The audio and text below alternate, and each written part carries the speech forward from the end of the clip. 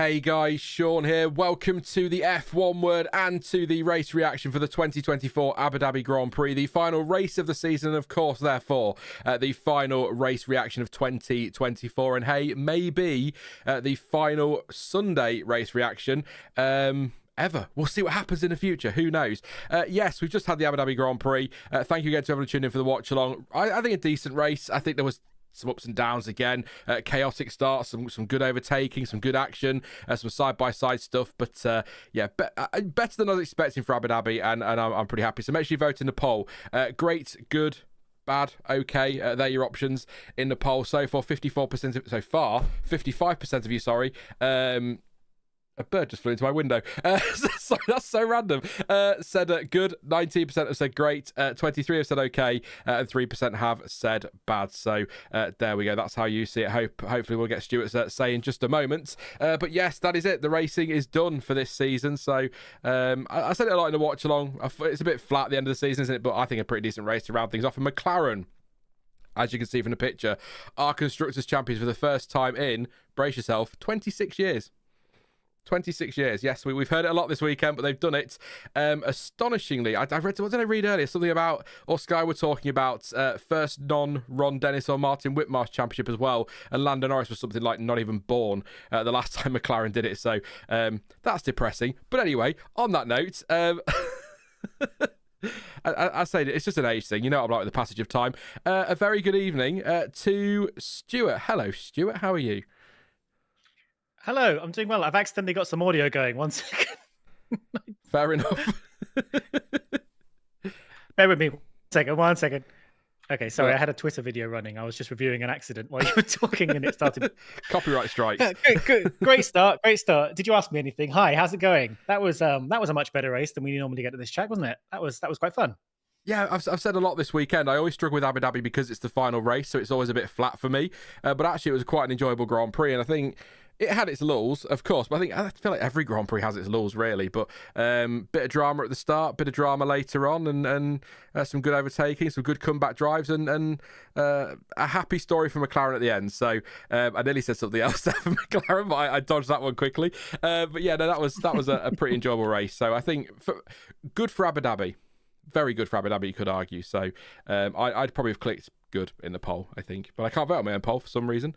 Also, by the way, if you have watched the race, watch it, watch it later. For some reason, YouTube have put 35 mid rolls in it. I will change that once we finish this stream. So if you are getting advert after advert, I do apologise. I have no idea why, but they have. Anyway, should we get on to should we do the run through, Stuart? I think that's a cracking idea. We'll start with, as I've already said, Constructors Champions McLaren. Lando Norris took the win today. 5.8 seconds in the end, but I would still say maybe dominant is the wrong word, but comfortable today. I don't ever I didn't ever feel like he was under threat. He seems to have it all under control. The Ferraris were maybe closer than he wanted them to be. Obviously, after the first corner incident with Piastri, we'll get to that in a bit with Verstappen, but fairly comfortable for Norris today. Did the job he needed to. Sky made a point about the pressure as well, didn't they? In their post coverage, post race coverage, saying that given that he lost his rear gunner, he dealt with the pressure well. But he just again didn't feel under any threat there at all. Stuart, and a really good drive to victory. His career fourth career one. Yeah, and to be honest, it was one of those races where we didn't really think about the leader that much. The only times Norris really came up was when he came out of the pits and Sainz was closer than he had been before. And every now and again, we sort of pegged the gap back to Sainz, which was, not massive. It wasn't a waltz off into distance thing, but it was just a measured keeping him within 3 or 5 seconds kind of thing. Yeah, he seemed very unfast. And, it doesn't help that probably 3 of the most likely people to challenge him in Verstappen, Leclerc and Piastri were all well out of position, at least by the end of the first corner.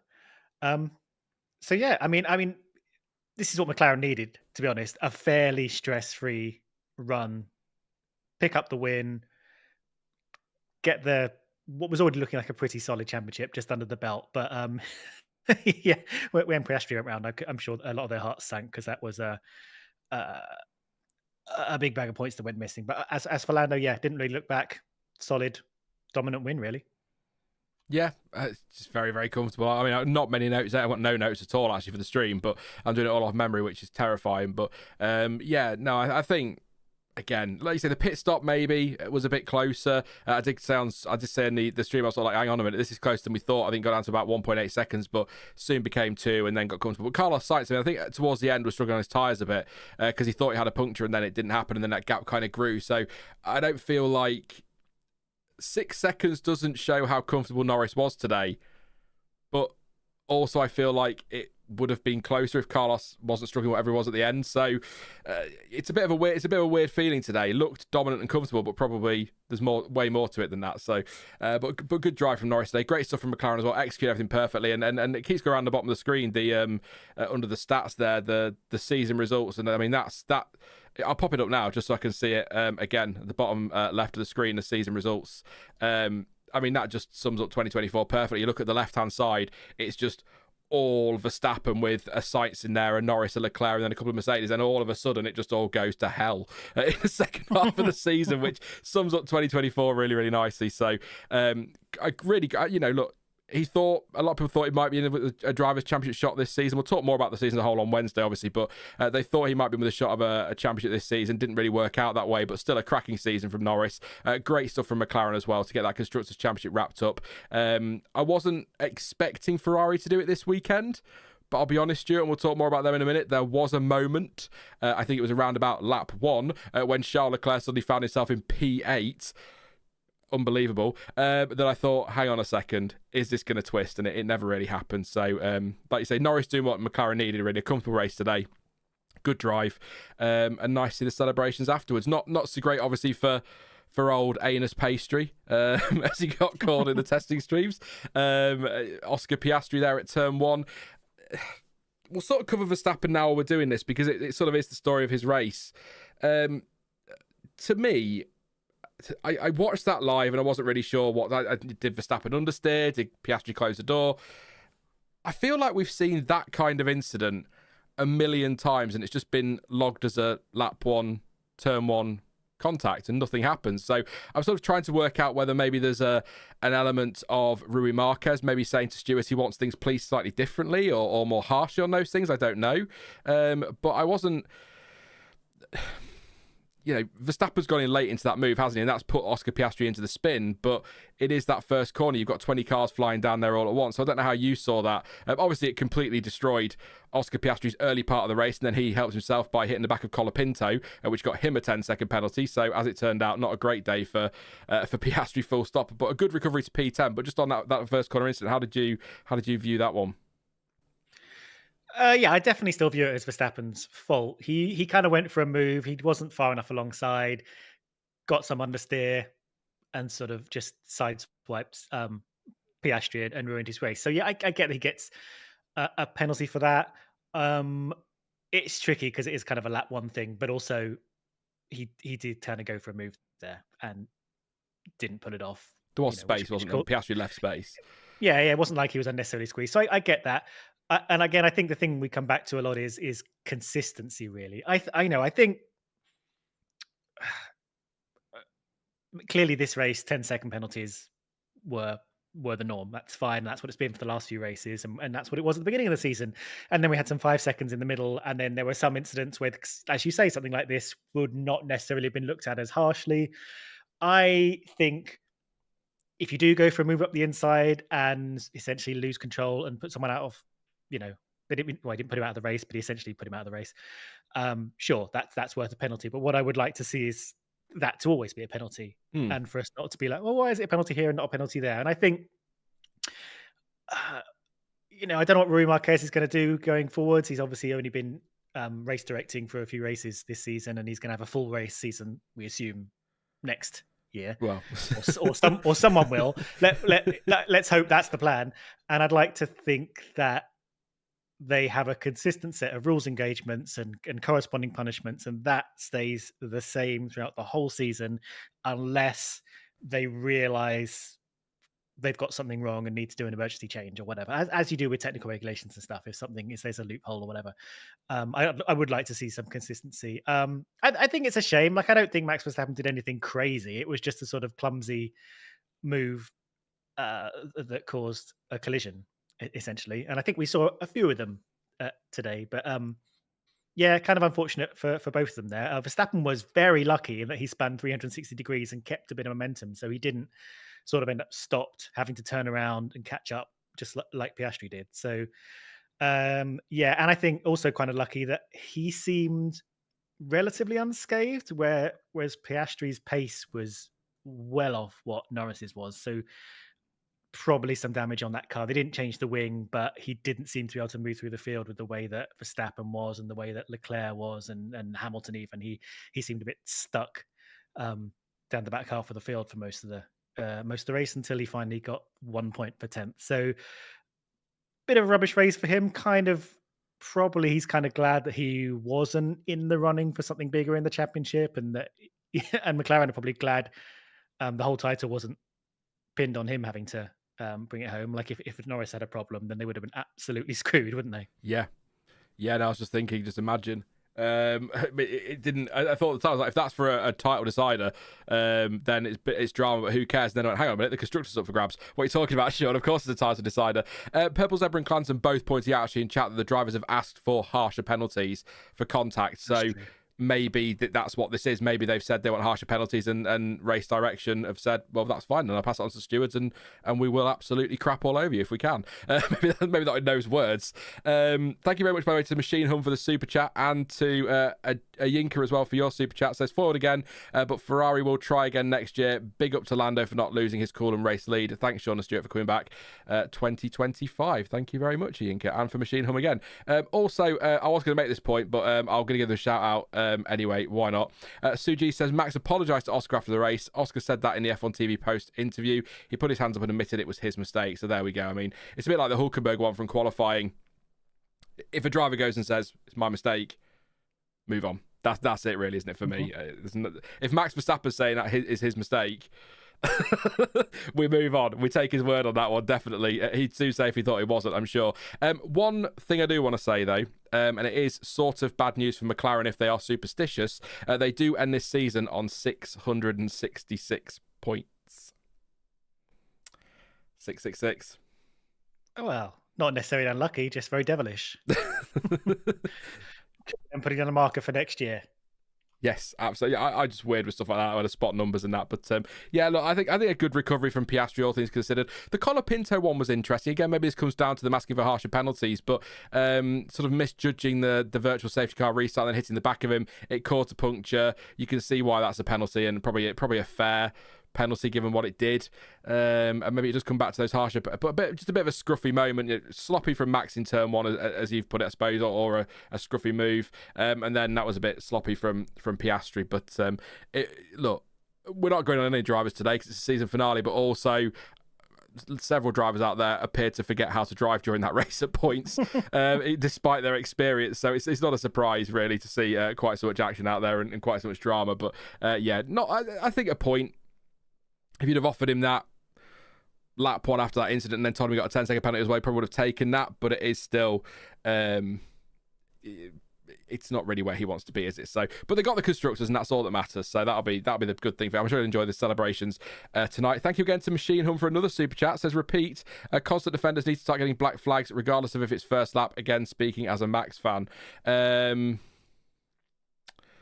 In a race, maybe, but I think if we start carrying things over from, Max did this in Mexico, Max did this at this race, so let's give him a black flag for Abu Dhabi. I don't like that idea, but I take your point, but thank you for your super chat. I would say that's what the penalty point system is for. Yeah. Call Magnussen out. Well, yeah. So in theory, if you are consistent in bad driving, then you will eventually get a race ban. I think that works out fairly well, so I don't think we need to. But yeah, I think if you keep showing no signs of if you're continuing bad behavior in the track within a single race, then sure, I think they would ramp up the penalties for you. Sorry, Charles has just blown my mind in chat here. Apparently McLaren have had no DNFs this season, apparently, and I'm now frantically Wikipedia? Yeah. Scrambling to Wikipedia on my phone. Apparently I can't type. I've gone to 2014 for some reason, Stuart. I mean, I'll let you know what happened. No spoilers. Well, okay. Austria. Yes. Lando, Yeah. so technically not a DNF on paper because it was within the last how many laps. I'm not entirely sure how that works. I can't remember.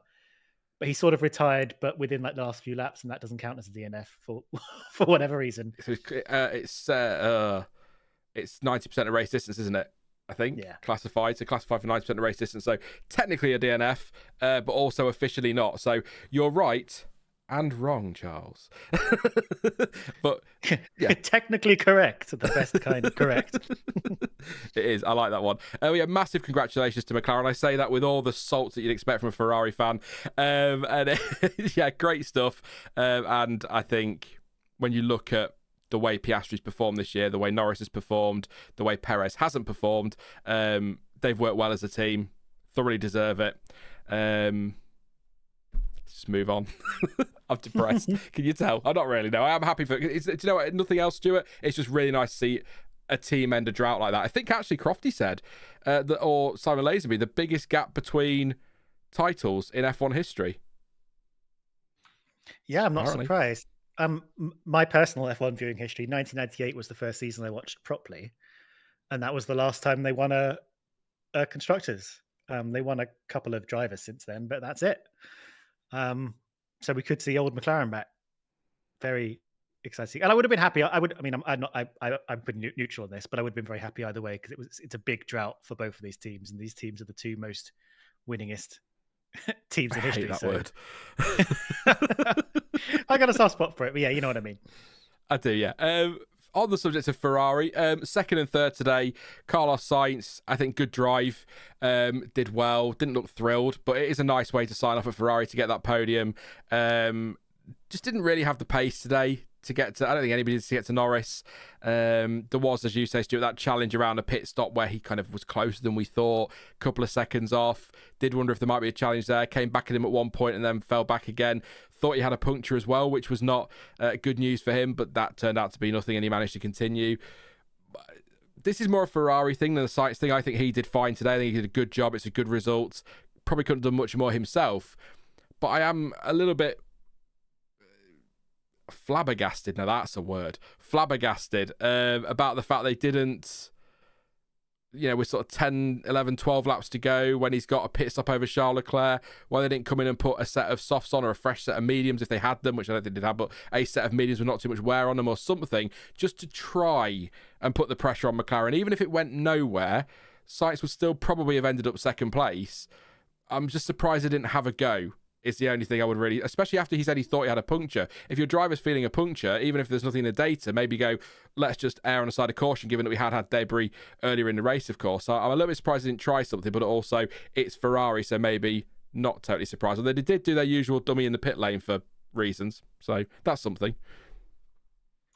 Yeah, I kind of agree with you there. I mean, maybe they were just playing it weirdly conservative, but they had no reason to. They had nothing to lose. Winning the title was a long shot, and they weren't going to win it from second and third. Most of, I want to say, from about half distance onwards, he had a big enough gap to pull some weird stunt like that. And what's the worst that would happen? He would get stuck behind Leclerc, and they'd still have a 2-3. Yeah, it's weird they didn't at least go for something different, but I guess they were just feeling conservative. Leclerc sitting behind, just being updated on the point situation and getting ever frustrated. But yeah, Sainz didn't seem super comfortable today. He came on the radio a couple of times. He wasn't complaining about the tires, but pretty soon after his pit stop, he was like, I'm not sure if these tires are going to go all the way. He did push them a little bit harder than he maybe should have. Interestingly, before the pit stops, and for a great distance afterwards, actually, he never he stayed within 4 seconds, 3 or 4 seconds of McLaren, of Lando ahead, which, he was running about the same pace, but didn't seem to close it up. And that gap is not a safe gap for McLaren. If they have a dodgy wheel nut and a few seconds lost in a pit stop, Sainz could have jumped him in that pit stop. So it's weird he was able to keep that kind of distance but not get any further, because I feel like if McLaren didn't feel safe, they would have pulled away if they had the pace in hand. So it's a weird distance for Sainz to be able to hang around, is my point. Yeah, no, I agree. I'm just. It just surprised me. I thought it was worth a gamble. A couple of people in chat making some interesting points. So, Nilesh said that it would have cost Sainz second place, and it would have ruined his send off. But I don't think really in terms of a send off, and this is just my opinion, second and third makes much of a difference. If it was for the win, absolutely no. But I think if you finish your second or third, it's still a great send off. And is it abstriction? You know who you are, said they were keeping Carlos out to keep him close in case Lando had a Singapore-esque mess up. Pitting him was more optimistic than hoping for a Lando mistake, in my opinion. I sort of see that, but also at the same time, if Lando had a Singapore slip-up... No, I'm with you now. No, I think of something else. Doesn't matter. I think of a different year. Doesn't matter. Ignore me. I know what you're saying now. Yeah, I suppose that makes sense, but would that have been enough for the title anyway? I don't know. But yeah, it's a good point, actually. Waiting for a mistake might be more sense, because obviously I have to remember, 5 seconds behind plus a 22-second stop, that's 27 seconds to make up in 10, 12 laps. Yeah, you're probably right. It is more optimistic to pit rather than just wait for a mistake. But just surprised, there may have been one on team radio, but I'm just surprised it wasn't more of a conversation. But yeah, no, I still think Carlos Sainz did all he could pace-wise today. He needed a mistake from Norris, or he needed to try something different, and they obviously chose to wait for the mistake and see if that happens. So that's a fair point. Yeah, I will give. Yeah, I'll concede that point. There you go. Just I sometimes think when you're watching, you think, oh, go on, stick the softs on, have a go. But would they have lasted? That's the other question, I suppose. But on the other side of the garage, Charles Leclerc today. I mean, wow. I know we had spinning Verstappens and Piastris and Perez's and Bottas smashing into everybody or whatever. But still, what was it, 11 places on the opening lap he gained and ended up P3, a 16-place gain overall. That's an incredible drive, thoroughly deserving of driver of the day. And I will say it with all the bias in the world, and I don't care. I don't think anybody can say Charles Leclerc didn't do enough today. I think he gave it everything. Made a one-stop, like many did, but made the one-stop work despite pitting a bit earlier than the other two. Still had relatively decent pace despite the older tyres. Obviously late on started to fall off, but still think absolutely fantastic drive from Charles Leclerc today. Great comeback. Frustrating that he made the mistake in qualifying, but it was, no matter how marginal, it's still his mistake on track limits. But great comeback drive today. First lap was incredible. Some of those moves at the outside of turn 6, you've got a crashing Bottas, a spinning Perez, Crouching Tiger, Hidden Dragon, that's the F1 version. and he still manages to get around the outside, avoid all that, and get a couple of cars as well. Turn 5, I think he was around the outside of Alonso, was he? At one point. I mean, that just fantastic first lap and great drive. Really, Stuart, some good moves. Yeah, he seemed to be able to. His peripheral vision was on fire at the beginning. He had very good traction, I noticed, on that lap. He had very good spatial awareness. There was a lot going on. He positioned his car well, I think. Lucky or glad, I guess, that the cars around him seemed to also have some spatial awareness and didn't just suddenly turn into him, because he took some brave moves sort of around the outside, as you say, turn 5, and cars on the inside could have moved across there to take position, not noticed him sort of steaming up there. Brilliant kind of threading his way through the chicane where the Bottas Perez accident was, and then just kept overtaking. Most of my notes are like Perez overtakes Magnussen, Perez overtakes Alonso, Perez overtakes Hulkenberg. Leclerc. Leclerc. Perez was on foot. He was. I had none of my notes say Perez overtook anyone. So yes. Had absolutely phenomenal run, and goodness only knows what he would have been able to do if he'd have been able to qualify in a normal position. Again, it's very slightly different, because when you're fighting with people at the front, it's so different than if you're working your way through sort of the back markers in the midfield. But nonetheless, imperious, and I think he'll be very happy. I don't think he'll be worried about finishing behind Sainz. I think he knows how good this team is right now in terms of the car they brought him. It's sort of the end third of the season and where they are sort of as an organization and how they're working together. I think he's in a good place, and I think this really kind of will set him up well. You know, having a good last race really sets you up going into the winter and into the next season. So I'm happy for him. I think very much a contender for the driver of the day today. And I'm also little bit sad for him because it's clear him and Carlos have a really great working relationship and friendship when they're not arguing about what the rules are in terms of overtaking each other. Did you get a chance to watch the Skypad interview back? I did in the end. It's lovely, isn't it? Just wholesome, just nice. Yeah. Nothing special, just a nice moment. No, I agree. He looked gutted actually, Charles Leclerc. I said it on the watch along live. Hamilton came over, future teammates, of course. You know, pat on the back, great race, and Leclerc just looked so deflated. And I suppose people say Constructors Championship doesn't matter to the drivers. I think it does for someone like a Charles Leclerc. There'll be others as well, of course, but we're talking about Charles Leclerc. But he's Ferrari through and through, isn't he?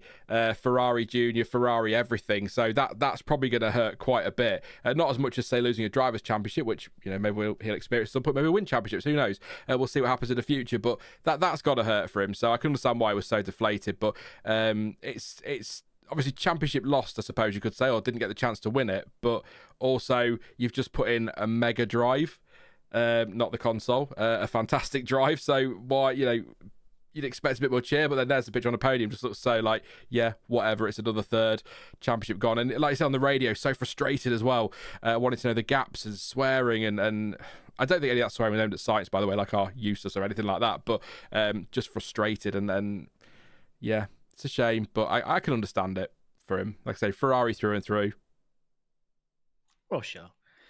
I think I mean, there are definitely going to be some frustrations, but I think when he looks at the big picture, I think he's in a very good place, and I think he's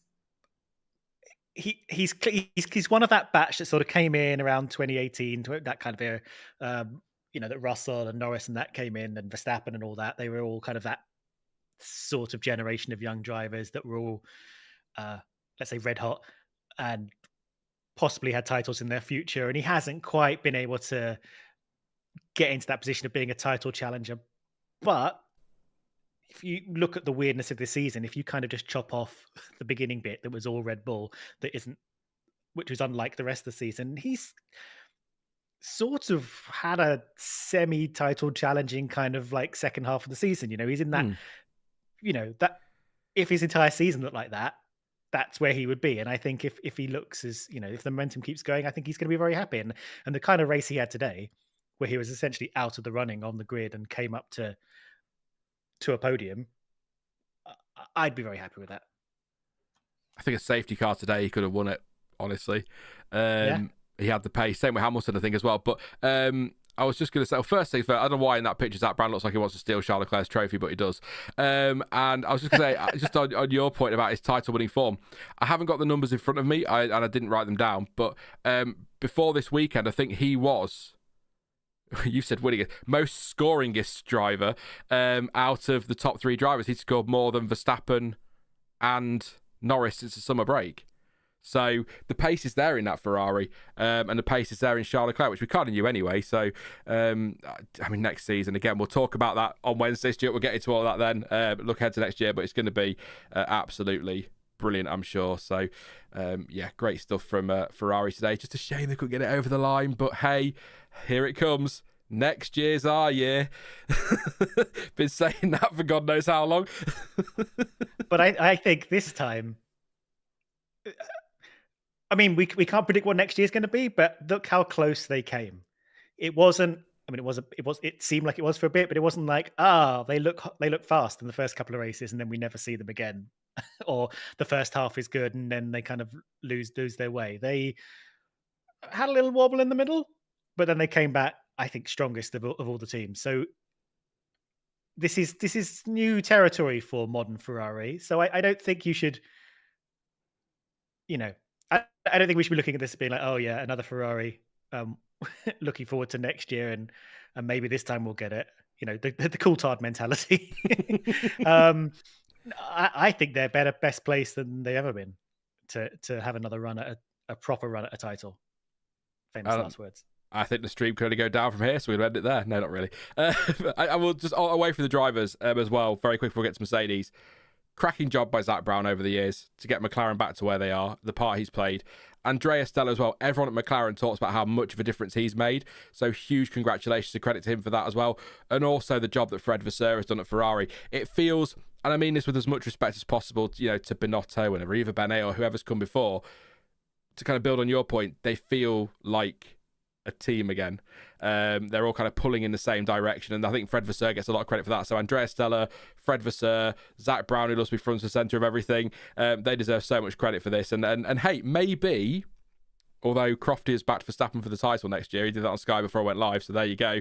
Maybe McLaren versus Ferrari next year for both titles. Proper callback to the 90s. And I don't think you're that wrong with that, because I don't think it can be understated how important effective management can be. And effective management that isn't just shouty, masculine character, that kind of just dominant personality kind of management. I think working well with people and placing them well and building up their strengths. And I think that's what Vasseur and Stella in particular have done to those teams. And at a point where, and maybe this is, it's not a segue because they're not next, but where Red Bull management is kind of falling apart at the moment. A lot of exodus and a bit of a twitch with Christian Horner for a lot of people. Next year would be a good time to capitalize on what might be a gap in the market at the top. Yeah, you're right. It's not Mercedes. It's not Red Bull next. It's Mercedes next. But yeah, no, yeah. I don't have anything to add to that, so we'll roll on to Mercedes. Lewis Hamilton, don't know if you've heard, is leaving Mercedes at the end of this year and is going to Ferrari.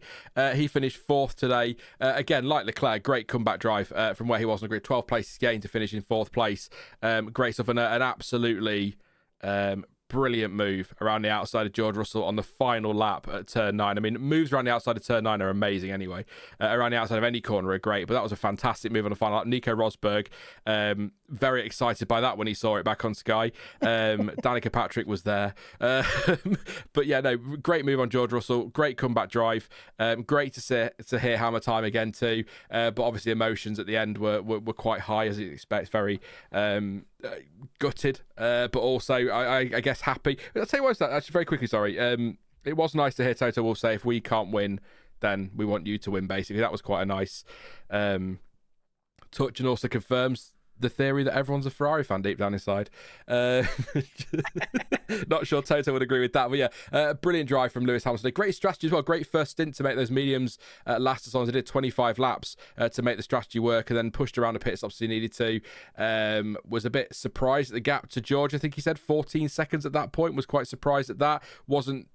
Came across as not sure if he could do it. Absolutely did do it. Nicked it on the last lap. Good move, and a great P4. What else can you say? I mean, the phrase I've heard a lot this weekend, Stuart, which is a bit of an odd phrase because it's obvious. Lewis Hamilton remains Lewis Hamilton. Well, yes. But I get the point they're making, but yeah, okay. Absolutely cracking day for him. It was on great form, very optimistic, didn't give up. It was a very much an old school Hamilton in a year where even he has admitted, his emotions have probably got the better of him. He's been down and out sometimes. He's felt a bit despondent and giving up with a car that he's struggled with from time to time. He had a bad Saturday, which actually he didn't seem too down about. He was like, "Oh, well, that was an unlucky thing that happened to me, getting a not the pole position he wanted, but a pole positioned underneath him." And just monstered through the field, and that move on Russell was lovely, and you could tell Russell wasn't giving it to him. Obviously, he was not going to push so hard that they had an accident, because that would look awful. But yeah, Russell made him go all the way around the outside at turn 9, and that was great. And then the organised celebration is a bit much, but sure, whatever. Like it's kind of a big deal in the story of Formula One that this big partnership's being broken up. It did reek a little bit of that that meme where the third place athlete is spraying champagne like a lunatic. It did feel a bit like that, with sort of Norris having a win, McLaren having a championship, and all kinds of things happening, but everyone was just watching Lewis do donuts because he was moving teams. But yeah, great. I'm glad he got a good final day, because he was seeming a bit sad that this kind of whole farewell season was kind of a year to forget. Yeah, just lovely moves all around. I'm glad he did believe he could do it, because when he said 14 seconds and Toto had to come on the radio and say, "You can do that." I'm glad he did just keep pushing and not just stick with the position he was in. It didn't come out Italian. Well done. I could do Mario and Schwarzenegger. That's it. That's all you need to do all the team principles. Yeah, I think you're right on the George Russell thing. I think, had Max Verstappen been on his outside, I don't think he'd have left quite as much space. But we're not getting into that again. But yeah, no, I think a good move still, and it's always nice to see cars on the outside. But yeah, great drive from Hamilton today. I do agree. I think the celebrations at the end were odd. I had to keep reminding myself he's not retiring. He is just moving team. I mean, what a team to move to and what a team to move from, of course. But I guess celebrating the most successful driver and team partnership makes sense to a point. But as I said to you in WhatsApp, and I said it as well on the stream earlier, Valtteri Bottas is leaving F1 was also a huge part of that through 2017 to 2021 with constructors titles, and Valtteri, it's James, etc.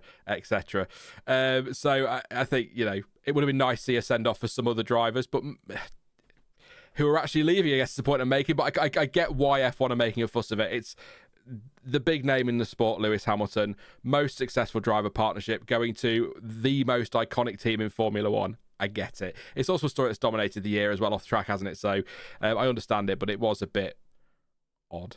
I wonder how he felt about it. Probably a bit like, really? Yeah, that's but great drive from Hamilton today. Great to see Donuts as well.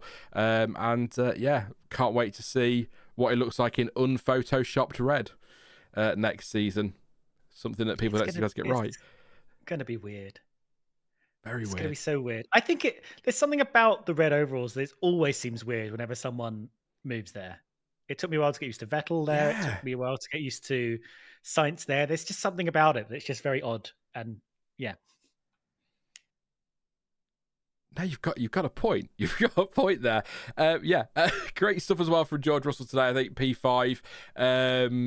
I've not got anything ready to say. Got stuck behind Gasly. I've not got anything to say. Watch me talk for 5 minutes. He got stuck behind Gasly early on, didn't he? Gasly defending for his life, but managed to get through in the end. Strategy was good from Mercedes. No problems there. 32 laps. Just go back one step, actually, sorry. It was 34 laps for Hamilton. I was reading the wrong thing on the first stint on the hards that he started on. So just to correct that before it pops into comments later. 27 laps on the mediums for the first stint for Russell. Drove well, good strategy, good pace. Sort of looked a mild threat to Leclerc in third at one point, but then seemed to drop off as maybe tyres fell away a bit. And then, of course, had the battle with Hamilton late on. But decent from George today. I don't want to say too much more on George. Yeah, it's not his day, is it? No. Keep quiet, George. Yeah, I think you can sort of count it as some of that. It was a shame a shame for him that he got stuck behind Gasly for so long in the first stint. But, Gasly drove a great race with some great defensive driving. Otherwise, just kind of had one of those Mercedes are somewhere behind Ferrari kind of days where he just drove us at a good pace, but not a kind of non-threatening pace until Hamilton came up behind him, really. So yeah, there's not too much to add. He seemed pretty comfortable. He came on the radio saying he can maintain the pace he was doing even when he was late on in his first stint. He seemed sort of unbothered, didn't get into too much incident. Had a couple of goes at Gasly in the first stint. Had actually his overtake on Gasly in as he came out of the pits on his fresh tyres. Gasly had already stopped and he came out behind Gasly. Had a thought about going at he came down the main straight at Gasly. Had a thought about going into that turn 6-7 chicane. Decided not to. Seemed wary that maybe his tyres temperatures were not quite there yet. Instead, lined himself up for a move around that long turn 9, and that worked out really well. So that was a great move for him, and an important one as well, because he didn't want to get stuck behind Gasly for the entire second half of the race as well. So that was probably, other than sort of Hamilton at the end there, the most exciting part of his race. Yeah, good point. I did wonder, again, when live earlier, whether maybe he was thinking as well strategically about the DRS. No point throwing up the inside in here if Gasly's then going to get a second bite and come back anyway in turn 9 and cost me more time. So maybe the tyre temperature's in a bit of both, perhaps. I don't know. But yeah, nothing special from Russell today, but nothing wrong with Russell today, I guess is kind of the summary there. But I think at Mercedes, he's not really the focal point, is he, at the moment today? So yes, that's kind of it for George. So there we go. We'll move on in a second to the next lot, which are Red Bull, Alpine, Haas and Aston, the point scorers. First of all, though, please do drop a like. We're nearly at 100. That'd be amazing if we could hit that ASAP in the stream. Thank you as well, by the way, for all those who got us over 400 likes in the last stream, and for everyone who tuned in for that one as well. 2,000 at one point peak. So thank you very much, everybody, for that one. And for your subs this weekend, please do subscribe as well if you're new. We're live on Wednesday evening for a post-season look back, and we will also I'll have a video out on Saturday looking back at the season with winners and losers, and then of course we'll have some stuff out, or I'll have some stuff out over the winter. No, it is now, isn't it? Yeah, over the winter and through December. I said it in the watch along. We'll slow down over Christmas and New Year, maybe one a week there, and then when we get into January, back up to 2-3, and as we get into the season even more. And before you know it, Stuart, testing streams, which is very exciting. People are already getting their questions ready for us, which should be a lot of fun. So yeah, thank you as well for your support this season. Massively appreciate everybody, including you, Stuart. But we'll do the soppy stuff in a moment, I'm sure. But yes, Red Bull, Max Verstappen P6 today, Sergio Perez DNF. Really, we've talked about the first corner, so we're not going to go back into that again. But again, all things considered, is it fair to say good recovery from Verstappen? Fell back through the field, of course. It's 2 places down overall, but fell back through the field. 10-second penalty.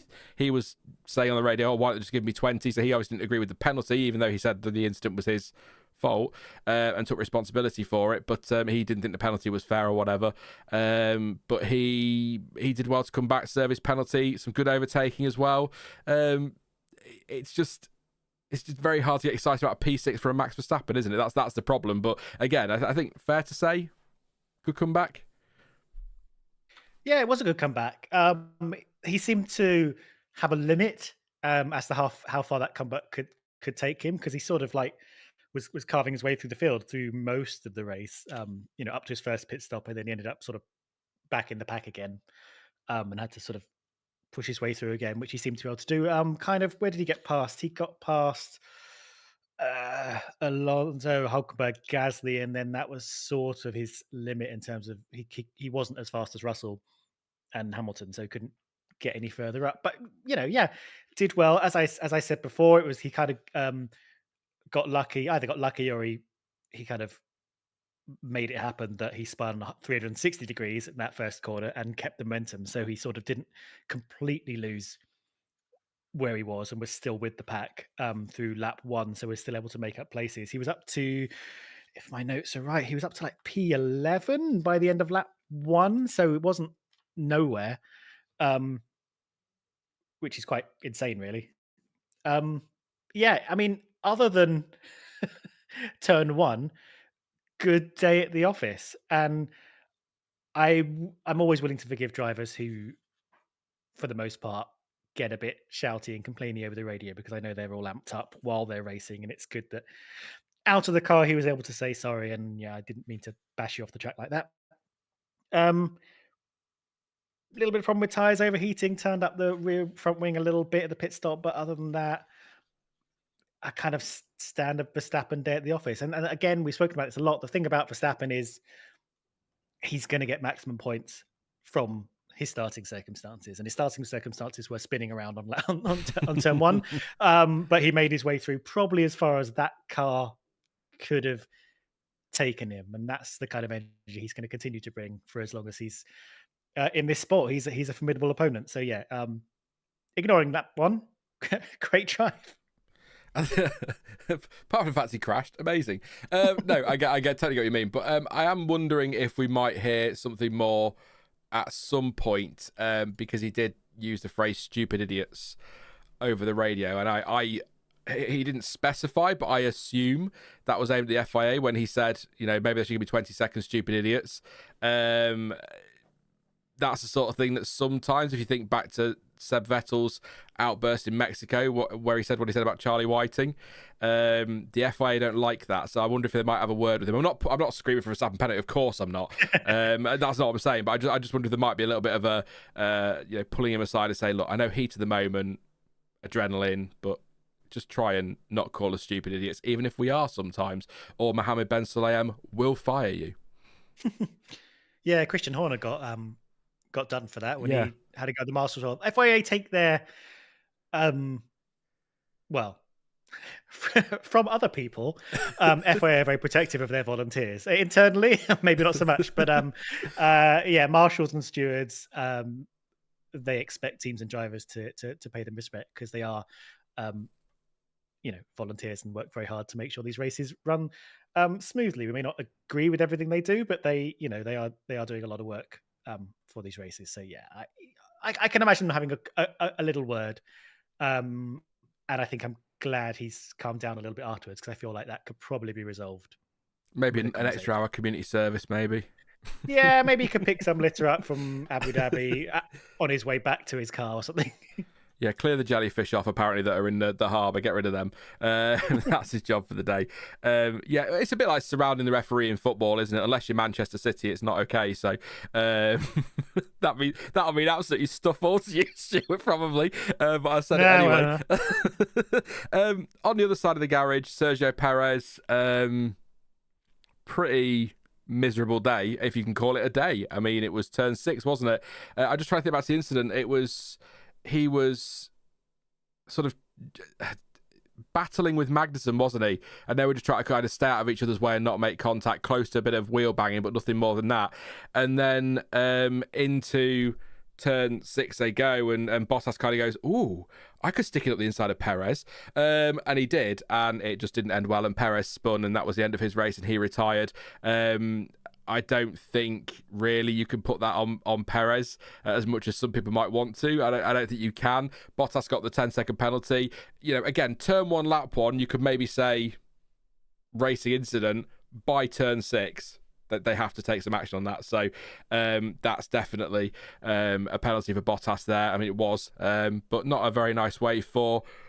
what we all assume is Sergio Perez's final race for Red Bull, although it sounds like he is not going down without a fight. So we'll try to stick to the racing now. There's no point repeating what we say every week, Stuart, is there really? So just for me, Bottas' fault in that moment. Perez, very unlucky, and I assume just damage on the car is what forced him to call it a day from there.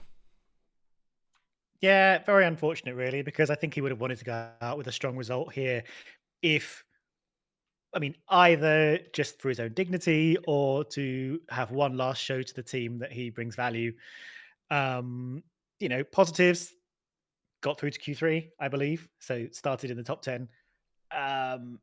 Didn't get a chance really to demonstrate whether he had some good pace and was able to bring home some good points or not.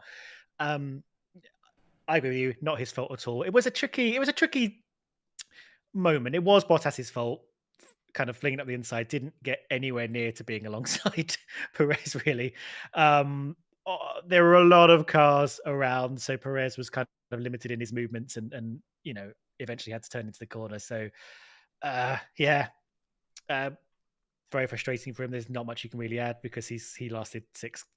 No, actually, he lasted 9 corners. I think he broke down at turn 9 eventually. But essentially, lasted 6 corners. A shame for different reasons. I have his quote from Spanish TV if you're interested. He says, can you read in Spanish? I can. I'm excellent at it. I think the engine was damaged before the crash. Every time I changed gear, the clutch slipped. I think the problem came from before because on the straights I was losing a lot of time every time I changed gear, and then I had contact from behind. I don't know with whom. And when I got the car back, the clutch was already stuck. So that'll be stuck, won't it? I'm very calm because I gave everything from the beginning to the end. In the end, things didn't work out this season, but it wasn't for lack of motivation or lack of professionalism or anything like that. When you give everything and you leave everything you have, I think that's the way a sportsman can be calm, and that's the way I'm feeling. I'm calm with whatever comes, and well, we'll see what happens. He then says that we have a lot of things still to do in F1. I wouldn't say it's the end. This has been much bigger than just one driver. It has been a whole country and a continent behind me. There are still important moments left for all of us. We'll see what happens, but I'm sure it won't be the end. Dun, dun, dun. Yes. What a cliffhanger. That's it. I should have put the EastEnders duffs in, shouldn't I, for that moment there? I ain't a grass. No, anyway. I don't know, Stuart. Yeah, look, I don't want to go over the Checo situation. I've done it this weekend loads. We've talked about it every Sunday since time began, it feels like. But I just, the one thing I will say is I repeat what I said in the watch along in the early stages in the pre-race chat. I kind of was hoping we get something this morning so we could say a proper goodbye and not be sat here going, well, we might see him in Australia, but yeah, there you go. Not a lot. There's nothing to say on his race because it all ended at, as you say, turn 9, but actually turn 6 really, wasn't it, with the contact with Bottas. So hopefully there's a meeting among shareholders tomorrow, I believe. So maybe we'll hear something. Hopefully by the time we go live on Wednesday, Stuart, that'd be ideal, so we can actually talk about it then. But I think it's fairly inevitable. But we'll move on. You never know in Formula One. You know, lawyers, money. I said it again. Just hopefully we don't end up with a Sauber situation with 25 drivers turning up in Australia going, I think you'll find I'm driving, because that could be quite amusing. But yes, so Alpine, cracking result for Pierre Gasly. Great weekend for Pierre Gasly, actually, to be fair. P7 for him, P6 on the grid, and end up P4 because of the penalty. Or qualified P6, end up P4 because of Hulkenberg's penalty, maybe P7, I can't remember now, but yeah, no, we lost 2 places to 5th on the grid, we know that, but yeah, great drive today, and critically for Gasly, obviously, critical points in the Constructors Championship, which confirms 6th place for Alpine, but also, as I keep joking, more importantly than anything, means that Gasly gets a top 10 finish in the drivers. He just pipped Hulkenberg by 1 point. So I was fully invested in that fight throughout the race for no reason other than that. So yeah, great stuff for Alpine.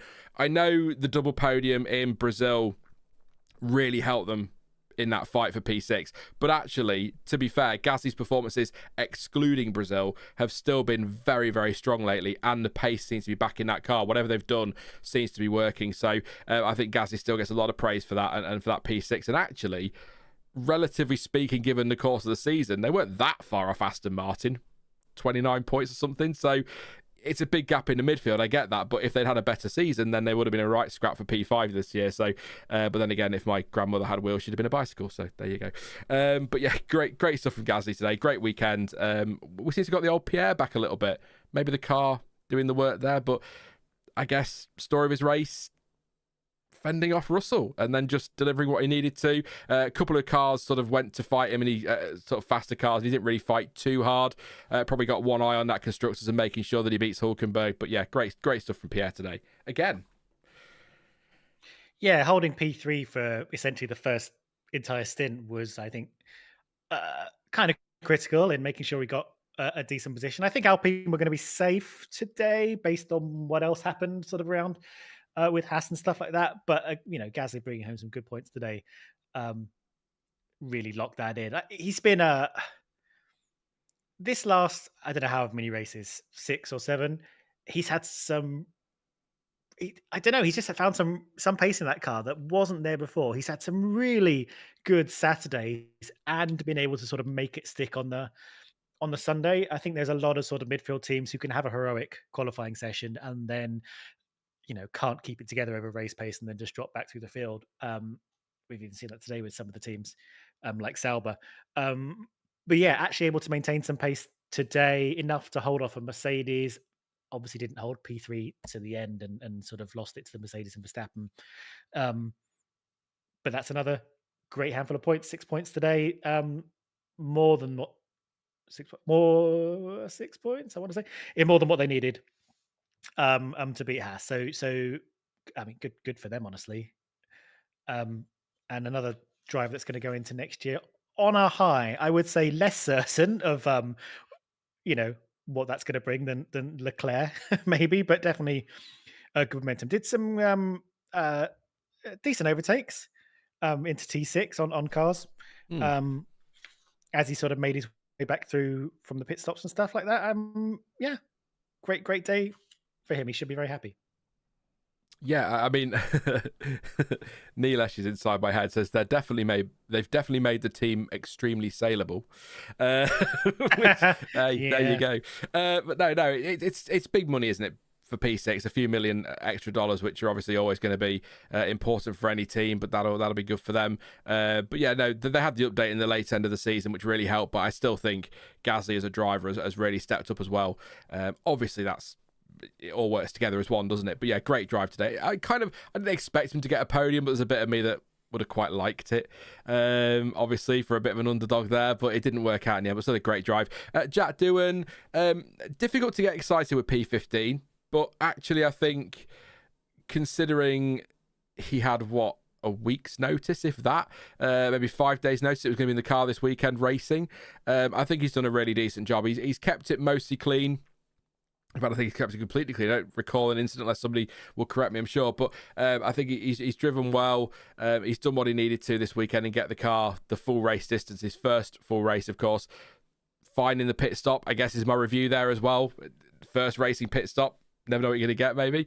But no, I think he did all right today. Not spectacular, but I think I wasn't expecting him to turn up, qualify P5, finish P4, deliver an unbelievable performance, and we're all sat here talking about him as a future world champion. I think just a very... Do you know what, actually? Again, Nilesh has just said, arguably this weekend was effectively a test session for him. Maybe it is a little bit like that, and I think he did all right. There is some speculation that maybe... It is quite literally that, and they're trialling him for next year, and they might change their mind and go with Colapinto. But I think that'd be a real shame if that is the case. Give the lad a chance. You've signed him up, see how he gets on. And if he's dreadful by mid-season, then look at Colapinto. But no, I think a decent weekend for Doohan, and I'm kind of looking forward to seeing what he can do next year and how he can build on this. But critical experience as well. It's obviously a tricky car, this Alpine, and I think to jump in and threaten points, get into Q3, any of that kind of thing. I don't think that was on the cards for Doohan. And right, for him, perhaps a little bit of a test session, get some experience of the whole race weekend under his belt. They probably wouldn't have done this whole agreement to get him in the car if there was still, if they were maybe a point behind Haas, if they were still fighting for that. I don't think they would have risked it. I think they would have thought Ocon was by sure the safer bet to get a point or two in. Yeah, very hard to rate. I'd say it was a very difficult thing for Doohan to have to do, and I don't think he did terribly. He didn't do anything to make me go, wow, that Doohan guy, he's got some real pace and he's going to be a star next year for that team. But he didn't. He was fine. He was fine. Very hard. Yeah, I just think very hard to rate with what he did. He clearly the slowest, I'd say, out there. Magnussen only finished behind him because he did a glory run and got did about 6 pit stops because he got beaten up by Bottas and stuff like that. So yeah, kind of hard, kind of unjudgeable, I'd say. I think remembering as well that he's hopped in Ocon's Alpine that, if we believe everything, isn't fully upgraded. That's another point as well to make. So I think anybody who watches Doohan's performance this weekend and their response is, nah, he's dog shit, get rid of him, or their response is, oh my god, he's a future world champion, I've just been a bit thick, to be honest. Yeah, I don't know how you could judge that on that performance and one weekend when everything was thrown at the deep end in a car that's not upgraded, very short notice. Of course, the gap back to Gasly is going to be big, or the gap to Gasly is going to be big. Of course, he's going to end up further down the field. The car he's in isn't great. So I think, like you say, you said didn't do anything that made me go wow, but also I guess didn't do anything that made me go oh god. So I suppose that's kind of the point, isn't it? Really, just fine for Doohan. Looking forward to seeing what he can do next year. Nico Hulkenberg, P8 for Haas in his final race for the team. Of course, he's off to Sauber next year.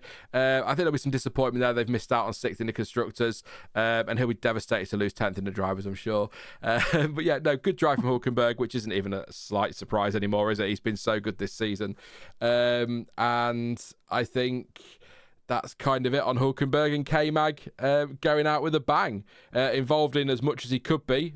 Not his fault, of course. Hit by Bottas at one point. It was all locked up and took him out. And then did 2 laps, good enough for fastest lap of the race, including the 1:25.6 on the final lap. Doesn't get a point, but he does get another fastest lap to his name, and we'll always remember it. Possibly. Yeah, I think it's right that he gets to do that, have that sort of glory run at the end, just slap on some soft tyres, steal the fastest lap away. He didn't he didn't change the balance of the constructors fight, but it would have been very funny if he had. I will say, if it had been 1 point in between the two teams, and Magnussen went out and just did the fastest lap. Yeah, kind of a shame for him, but he got it kind of messy for no reason of his own. Bottas absolutely. I mean, I think we'll get onto Bottas in a bit, to be honest. But yeah, a couple of things. He got past his 50,000 kilometers in F1 cars this race. Apparently, I don't know how David Croft has all these stats just ready to go. But he's got the stat man, hasn't he? Virtual stat man in there with him, does all the work. Yeah. That's that was pretty interesting. He had who was it that logged him? Lawson. Lawson was sitting behind him as they went out of the pits to kind of go to the grid, and Lawson dobbed him in for what he thought was doing a practice start out the pits.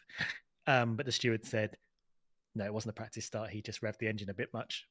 So probably glad he got away with that. Otherwise, yeah. I tell you what, he would have had a really nice overtake on Bottas around the outside into turn 6 if Bottas hadn't locked up. That was looking sweet. It would have been one to remember. I mean, it's still one to remember, but for different reasons. Well, yeah, for different reasons. I say we'll still remember it. No, you've got it. Yeah, it would have been a good move, to be fair. But obviously, Valtteri Bottas ruined that. Nico Hulkenberg says we've been consistently plugging away, scoring points all season, from beginning to end. So fair play to us. That's what he says there. If I actually don't, sorry, it's clearly a typo, but I'm going to read it as it's written. So flair play to us. There you go. We've lots of flair there for some reason. We've done so well considering where we were last year. Good point, yeah. And in testing as well, we thought they were rock bottom, didn't we, Stuart? And then they've still performed really well. That's what I'm mostly happy and proud about. It was really fun, part of the process and part of the team. Really enjoyed myself these past 2 years, and I'm leaving happy with a smile. A big thank you to the team. It's been probably the most enjoyable time in my Formula One career. And Kevin Magnussen said the first lap went right from P14 to P7. Good point again there, K-Mag. Good jump up through the field. So that was one thing about the race. One good thing about the race, I had a slow pit stop that screwed my race, and after the second pit stop I got run into by Bottas, so it was definitely over there, and it's not the way I wanted to end the season, but we gave it a go. I tried something special on the first lap and went for it, gaining 7 positions since returning. I think we've managed to turn the team around and get it on the right track. Good to hear, especially in the last half of this year, and I'm proud of that. He then goes on to say, and I don't know if I'm in a minority here, but I will miss him. He says, I was a small kid dreaming about Formula One 25 years ago, and I managed to get 10 years in the sport I was desperately dreaming to be a part of. It's been a privilege. Lovely stuff from K-Mac there. Lot of love there as well. I mean, not a great surprise because it just seems to be a very different vibe around the team since Komatsu came in, which we'll get into another day, I'm sure. But just good stuff. And obviously, he's got his drive with BMW now, so he's going to go off and do racing, which is great to hear. Hulkenberg's got his seat at Sauber. But yeah, I think whilst it's going to be interesting how Ocon and Behrman get on next year, I think Haas are losing a very, very solid and capable lineup there. So hopefully next year Ocon and Behrman can deliver. But yeah, good stuff from both of them this season. Ups and downs. K-Mag's not. I think Hulkenberg has probably been the better of the two. I haven't got the stats in front of me, so I'm just going to say obviously point scoring he has, but also I think qualifying and generally I think he's been more consistent. But K-Mag's had his K-Mag moments, hasn't he, from time to time. So good luck to him in I think it's WEC. Is it WEC he's doing for BMW? Oh, don't ask me that. Some sports car-y thingy, but yeah. Or a BMW dealership, I can't remember. I'm not sure. Maybe it's also BMW's bomber car. He'll be back when the rookie doesn't work out, and it's kind of his MO, isn't it? Really? Yeah. That'd be quite. Ocon gets sacked halfway through the season. Back comes Magnussen, not the rookie, of course. But yeah, good luck to K-Mag, and hopefully Hulkenberg doesn't suffer too much at Sauber next year and look at Haas going, oh, maybe I should have stayed. But I think bigger things probably in his mind about Sauber than beating Haas. And finally, for the point scorers, Aston Martin, Fernando Alonso again, dragging that tractor to P9, cracking drive from him. Actually, a really good weekend from Alonso, to be fair, from a guy who has sort of come out and said, I'm not grumpy, but has certainly come across as grumpy of late. So yeah, sort of understandable, given that he wants to be challenging. But again, a bit like Hulkenberg with Sauber, probably bigger, longer term picture in mind there. Although Alonso is 807, so maybe not quite so long term. But yeah, good drive from him for P9. Lance Stroll today. I feel like he got a penalty, didn't he, for track limits, 5-second time penalty, which put him behind Zhou, but he was battling quite nicely with Tsunoda late on. Didn't see too much of him other than that little fight with Tsunoda and getting passed by others. But yeah, a couple of points on the board for Aston Martin. Nothing spectacular, but I think to sit here and say that I'm surprised that Fernando Alonso finished in the points in that car is probably wrong. I mean, was he 8th last weekend? No, that was Zhou, wasn't it? 7th or something like that. You know, great performance. He said it's been a positive end to the season for us, with 2 races finishing in the points in Qatar and now here in Abu Dhabi. We had to execute a perfect race and we capitalised on some mistakes by our rivals around us. I'm looking forward to taking a break over the winter after the longest season in the sport's history. We can reset and learn from all of the difficulties and apply them to next season. Great new additions to welcome to the team in 25, and I'm excited for what's to come. Of course, we've got Adrian Newey, mate. And Lance Stroll said, I had a good start to the race and made up 4 positions on the opening lap, but the car didn't have the performance to fight for much more today. After the pit stops, we just didn't have the pace to climb all the way back through the traffic into the points, but we made a few positions back, passing Doohan and Tsunoda. This wasn't the season we were hoping for. I did the Obi-Wan Kenobi voice there for some reason, but we will still be pushing hard to come back stronger next season. Thanks to the team for all their hard work over a challenging year. Yes, Stuart, what have you got in your amazing notes regarding Aston Martin, other than, you know, don't read them all because I know we'll be here all night otherwise. Yeah, not a lot. I mean, I'm definitely not surprised Stroll got done for track limits in the end, because he got the black and white flag on lap 17. So, I mean, I'm more impressed he managed to go the full 3 quarters of the race without getting another track limits until the end. So yeah, fair enough for him. He did, you know, he had some nice little battles. He overtook Doohan on lap 41, and Doohan sort of fought back again through turn 9. I mean, I haven't really brought this up a lot, but this is maybe a sort of theme of the race, really. And on a track where we've seen some quite boring races, the actual sequence of having a go into turn 6 and whether or not you pull it off, the battle continues down into turn 9. There's some great passes around the inside and outside of turn 9. I think that's been really enjoyable to see. And yeah, Stroll was involved in a bit of that, having to defend from Doohan into turn 9, and then sort of having a back and forth with Tsunoda, but otherwise remaining fairly anonymous. Alonso doing well to hold off Piastri for quite a long time. I think it's like from lap 27 to 33 or 20, something like that. It was quite a long time. Piastri just got stuck behind him. And then, yeah, he ran at a pretty good pace, couldn't do much to hold off people like Hamilton and Verstappen, who were just breezing past him once they got through their pit stops and strategies. But, you know, another kind of doing the best he can with Aston Martin. Alonso, I think he'll be glad to see the end of this season and hope that next year brings something a bit more fruitful before he goes completely grey. Yeah, completely grey. Yeah, well, the Adrian Newey era starts soon, doesn't it? Obviously for 2026, whether or not Fernando will...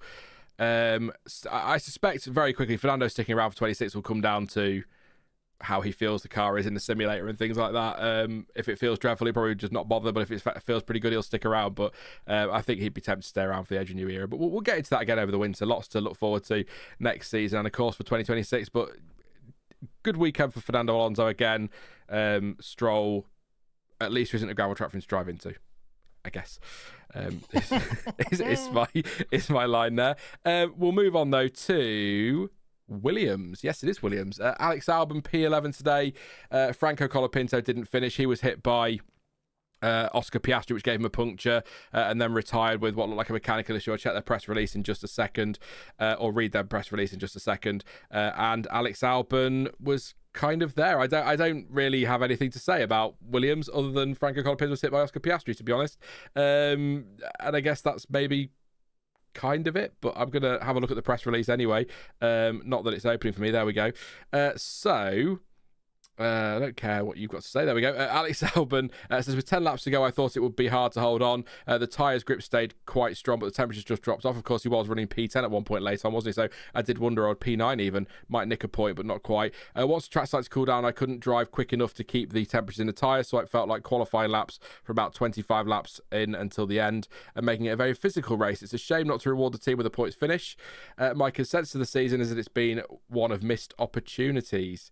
Is what he said there. Franco Colapinto says, retiring the car was not the way I wanted to end the final race of the season. I had a good start and was trying to get through the race, but Piastri hit me, which caused a puncture and some damage. We still had good pace and after we changed tyres, but unfortunately we had to retire the car due to a suspected PU issue. Of course, James Vowles on the radio, saying he was sorry that it ended that way, and they were I guess proud of him, I suppose. I'm just paraphrasing there a bit, but yeah, so the last couple of races have been really unlucky for me. It hasn't been the end of the season that I wanted, but that's part of Formula One. It's still been a dream come true, but I obviously would have loved to have finished how we started. I've been working towards racing in F1 since I was very young, and I'm so grateful to everyone at Williams for the opportunity to put me in the car for these last 9 races. Of course, replacing Logan Sargent. Remember him? Doing a pretty good job. 4 points in the end. 5 points then for Colapinto, so that's 5 times as many points as well, not really, but anyway, Williams, Stuart, what am I on about? Good race for Albon apart from the tyre issues there. Yeah, it was. He made up a whole bunch of positions, had some pretty decent pace, strangely early pit stop, pitted on lap 12 and then had to run 45 laps on the hard, which if you compare with, let's say, Norris, he pitted on lap 26 and then had to run only 32 laps on the hard. So I guess a bit bold on the strategy. He did keep up some pretty good pace for most of that kind of hard stint and made up quite a lot of positions while everyone around him pitted, which is why he got up to 9th, if he was, for a little while, before just sort of succumbing essentially to faster cars. So yeah, good race for Albon. Didn't quite get points, which is a shame, but Williams haven't sort of been as strong as maybe they were early in the season. I think could be pretty happy with that. Colapinto, I think he said it best. Yeah, pretty unlucky, but showed himself well in the time he was in that car for Williams. So I feel we'll probably see him again at some point. Although who knows? Again, there's going to be more teams on the grid at some point, so they're going to need drivers who know what they're doing. Yeah, other than that, not too much to add, really. I think just sort of solid pace for Albon. Couldn't quite make it into the points. Weird strategy. Yeah, I mean, to put it mildly, I guess with Colapinto, difficult few races with all the crashes. But I feel like, again, if you watch the watch on, this is a repeat, but I'll say it again anyway.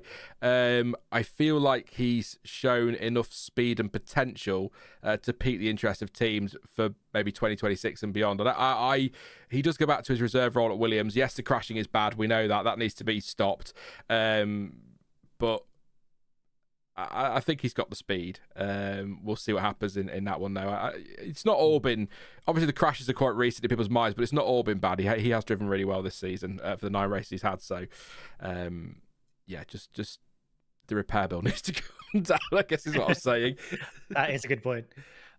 One thing I will say, and I don't know if you have any more information on this than I do, Albon was flagged for a full start, or it was noted, and then dismissed, and I don't actually know anything more than that about what they were actually looking at, because it's quite rare to get a full start noted and then nothing to come of it.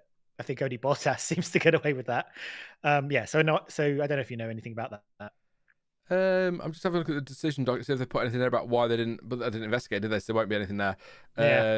So weird one, that. Infringement, car 77 causing a collision. Second. Sorry. No, I didn't see any replays of that or anything, so maybe one of those was sort of almost over the yellow line, but wasn't quite, maybe. I've got no info on that. So if anybody knows, feel free to pop it in chat. And also, Clancy confirming, by the way, and a few others, it is WEC for Magnussen, BMW's LMD hypercar program. So there you go for K-Mag. I'm sure you'll be tuning in, Stuart, to every race in full. Got to follow that K-Mag. Definitely. We'll come to comments in a moment, though. But very quickly then, so RB... I mean, Tsunoda was involved in some scrapping, wasn't he? Lawson was there and involved in some scrapping, but 12th place for Tsunoda and then retirement late on, with definitely a mechanical issue on Lawson's car. There was smoke coming from it, which I thought was going to give us a late safety car. A rarity in Abu Dhabi, of course, late safety cars causing drama. But he pulled over quite nicely out of the way, and the yellow flags disappeared quite quickly, actually, to be fair, and it did re-enable DRS, so that was good to see. But yeah, Liam Lawson, not much to add on that one. Stuart's got notes. He'll probably pick up on something if I've missed it. But Yuki Tsunoda, yeah, okay today from Tsunoda. I'm not going to sit here and get excited about P12, but he was sort of in and around that sort of area for much of the race, battling with Albon and battling with Stroll and battling with somebody, but just couldn't really. I don't think the pace was there for points today for RB, to be honest. Obviously had the issue at the start as well. Bogged down off the line, did Yuki, which cost him. I think he dropped pretty much to last, didn't it, at that point? So that's going to have cost him there. So maybe the pace would have been there if things had, without that start, but I'm just not convinced. I mean, he came back into it and was, 19 seconds off P10 in the end. So I guess, like we said for a few others, in that car, all things considered, when you remember his start being poor as well, maybe 12th is a pretty decent recovery, but I don't think Yuki Tsunoda's going to go home tonight going, yeah, P12, woohoo. I mean, he might. Yeah. His start was pretty grim, wasn't he? And I don't think he's going to be cheering particularly, but I think a solid day for him. He made up a lot of points, positions while people were pitting, and just kind of stuck with the pace of the car. I did enjoy the little conversation he had with his engineer when they said stay out, and he said, why? That was good fun. Lawson, I will say, I don't know exactly the state of that tire, but I think very dodgy to just do an entire lap when he feels like the tire isn't attached, I think. And I can't see how it was attached, because replays show that the wheel gun didn't seem to go anywhere near that tire before he took off again. So yeah, I don't know why he didn't pull over as quickly and as safely as was available to him, which I think he should have done if that tire definitely wasn't attached. But yeah, that's all I've really got to say about that. And 10-second stop go seems to be a fair for something like that. Yeah, that was. But I'm just going to chat. Sam says that Lawson's pit crew screwed his race, otherwise he would have been P8. I'm not sure on that. I've not got the laps in front of me. And Nilesh says Tsunoda defended pretty well, so that's a good point. Yeah, some good defensive driving there. But yeah, I think the penalty, 100%. You can't send a car out with a wheel off. But it was one of those. I mean, Sam said about the team screwing him, but actually Lawson was dropped off the jacks, but then did go at a red light. So there is an air of responsibility there from him as well. But the team should be making sure before they drop the car, the wheels are tightened. Absolutely accept that. But he did go on a red light, and then. But what was weird was they dropped him. He stopped when he realised it was a red light. Then the mechanic kind of. The front wheel went, kind of did a half-assed attempt to do something, and then they just sent it green and off he went. And that was weird. So unsafe release, 100%. But I thought, maybe I'm wrong, but I thought the rules around this were that if you have an unsafe release and a wheel isn't on, you're supposed to stop your car immediately, aren't you? And not take that risk, unless because I'm trying to think Kimi Räikkönen had a moment like that at one point and had to stop, and not the one in Austria where his wheel just fell off, but I might be wrong. I thought the rule had changed on that, but maybe not. But yeah, penalty all day long, team mistake. Lawson takes some responsibility for going a red light, but Chaoris is a light turned green. The light turned green after, because he's already gone, so he was dropped off the jacks, then he went, but the light was still red, and then the light went green, and then he went, so he did go a little bit prematurely. But then a driver's, I don't think, maybe I'm wrong, Stuart, I'm not a driver, but I don't think they react to the light. I think they react to when their backside hits the ground, floor it. It's kind of how I feel.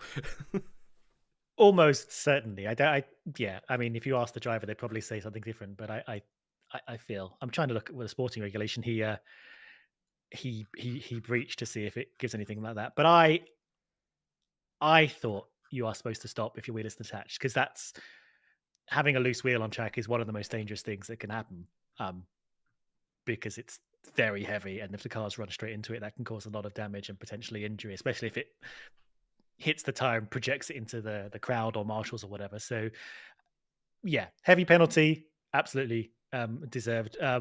Between him and the team, big error to have left the pits. very, very strange bit of communication between them there. Um, yeah, I mean, I got nothing to add apart from what you have. I'm just on 34.14, which is the regulation. Um, it doesn't say anything about having to stop if the wheel is not attached, but it's sort of more general than a wheel not being attached. It just means to have been released Yeah. unsafely. So yeah, no point me just scrolling through this PDF while we chat. I mean, maybe what I've heard is another one of those like teams wanted to end a race under green flag racing, or teams wanting this to happen, and then the race director saying, yeah, like an understanding that that's what you're supposed to do, but nothing in the regulations maybe is what it is. We've had plenty of them over the years, haven't we? So, well, yeah, but that's not in the rules. It's like, yeah, but that's what the teams want, or the harsher penalties probably isn't in the rules. Nowhere will it say drivers have asked for harsher penalties, but drivers have asked for harsher penalties, so they're going to get them. Maybe that's what it is. Maybe they were just told. Maybe they were asked to stop if the wheel's loose or whatever. And maybe it's not in the regs, but it probably should be really. I feel like it wasn't hanging off, was it? He seemed to have that under control, but like you say, that comes flying off. It's dangerous, but no fine for the team as far as I can see. Somebody asked in chat if there was a fine for the team. Not seen that, so it's just the sporting penalty for Lawson, which again is a bit of a slam dunk, really. Nothing else to add on RB, not at the press release either. So we'll roll on to, I think, the final team, and they are back down there, unfortunately. It's Sauber. Valtteri Bottas. I mean, what didn't he hit today? Just one of those days today where just nothing wanted to work for him. Had the collision with Checo on lap 1, which we've talked about. Then the incident with K-Mag was interesting. Magnussen to the outside, having a go into turn 6, like Stuart said, would have been a lovely move. But then Bottas kind of locked his left front, then his right front locked, and then just straight into K-Mag, and that was 100% Bottas. The line will be not in control of his car. That always sounds more dramatic than it is, but if you're all locked up, you're not in control of your car. He hit K-Mag, 100% a penalty, and thoroughly deserved for that one. So 10 seconds there. Ruined K-Mag's race as well. And kind of that was it for Bottas. Well, it damaged his front, and that was game over for him, but nothing there to really add on. But I'll have a look at the press release in a minute and see if he said anything on that. But Zhou Guan Yu today, to be fair. In fact, I should tell you what, we'll do that in a minute. Let's just do the Bottas thing first while I'm here. Says, unfortunately, today felt like a downward spiral after the incident on lap 1. If you're down anyway, can you? I don't know. For which I also received a penalty. From there on, I was at the back, but we still kept trying and kept pushing. Later in the race, I had contact with Kevin Magnussen while defending. I locked up on old tyres and basically bumped into him. That was my mistake, and it is a shame my last race with the team ended this way.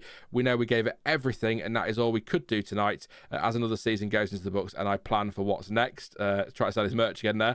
I want to take a moment to thank everyone at the team, everyone at Ferrari, and all the supporters for their incredible support this year. And Zhou Guan Yu, this is the second time I've used this phrase today because I'm down with the kids. I low-key...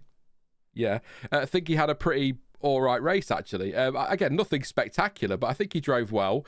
Was at one point in 10th, and I thought, oh, could he? But then obviously made a second pit stop, and that dropped him down. But his pace was solid. He was kind of in the mix with those around him, which, again, doesn't sound like a big win, but given Sauber's season, that's kind of all you can expect as a win for them. And I think that's a really good place for him to be. And I think he drove well in those situations, kept it pretty clean, and not the what felt like the miracle of the 8th place at Qatar, but still a really good drive from Zhou. And he said, it's been an emotional weekend, and while I wish we could finish with a better result, we cannot let today distract from the 3 years I spent with the team. I don't think the pace was at its best today, but we were out there fighting and gave it everything. Starting 15th, it was always going to be difficult, and a slow stop and a penalty put us out of contention for the points.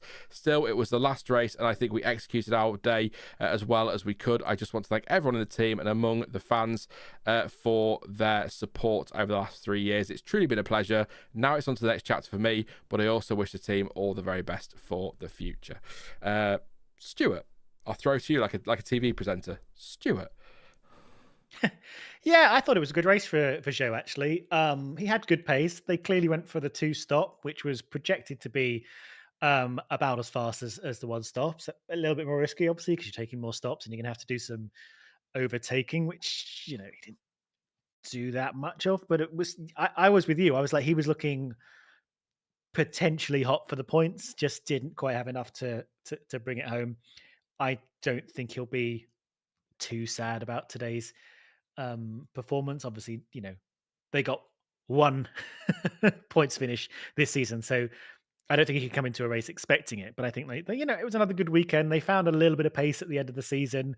I remain glad to know that they didn't completely give up on this car and fought for things.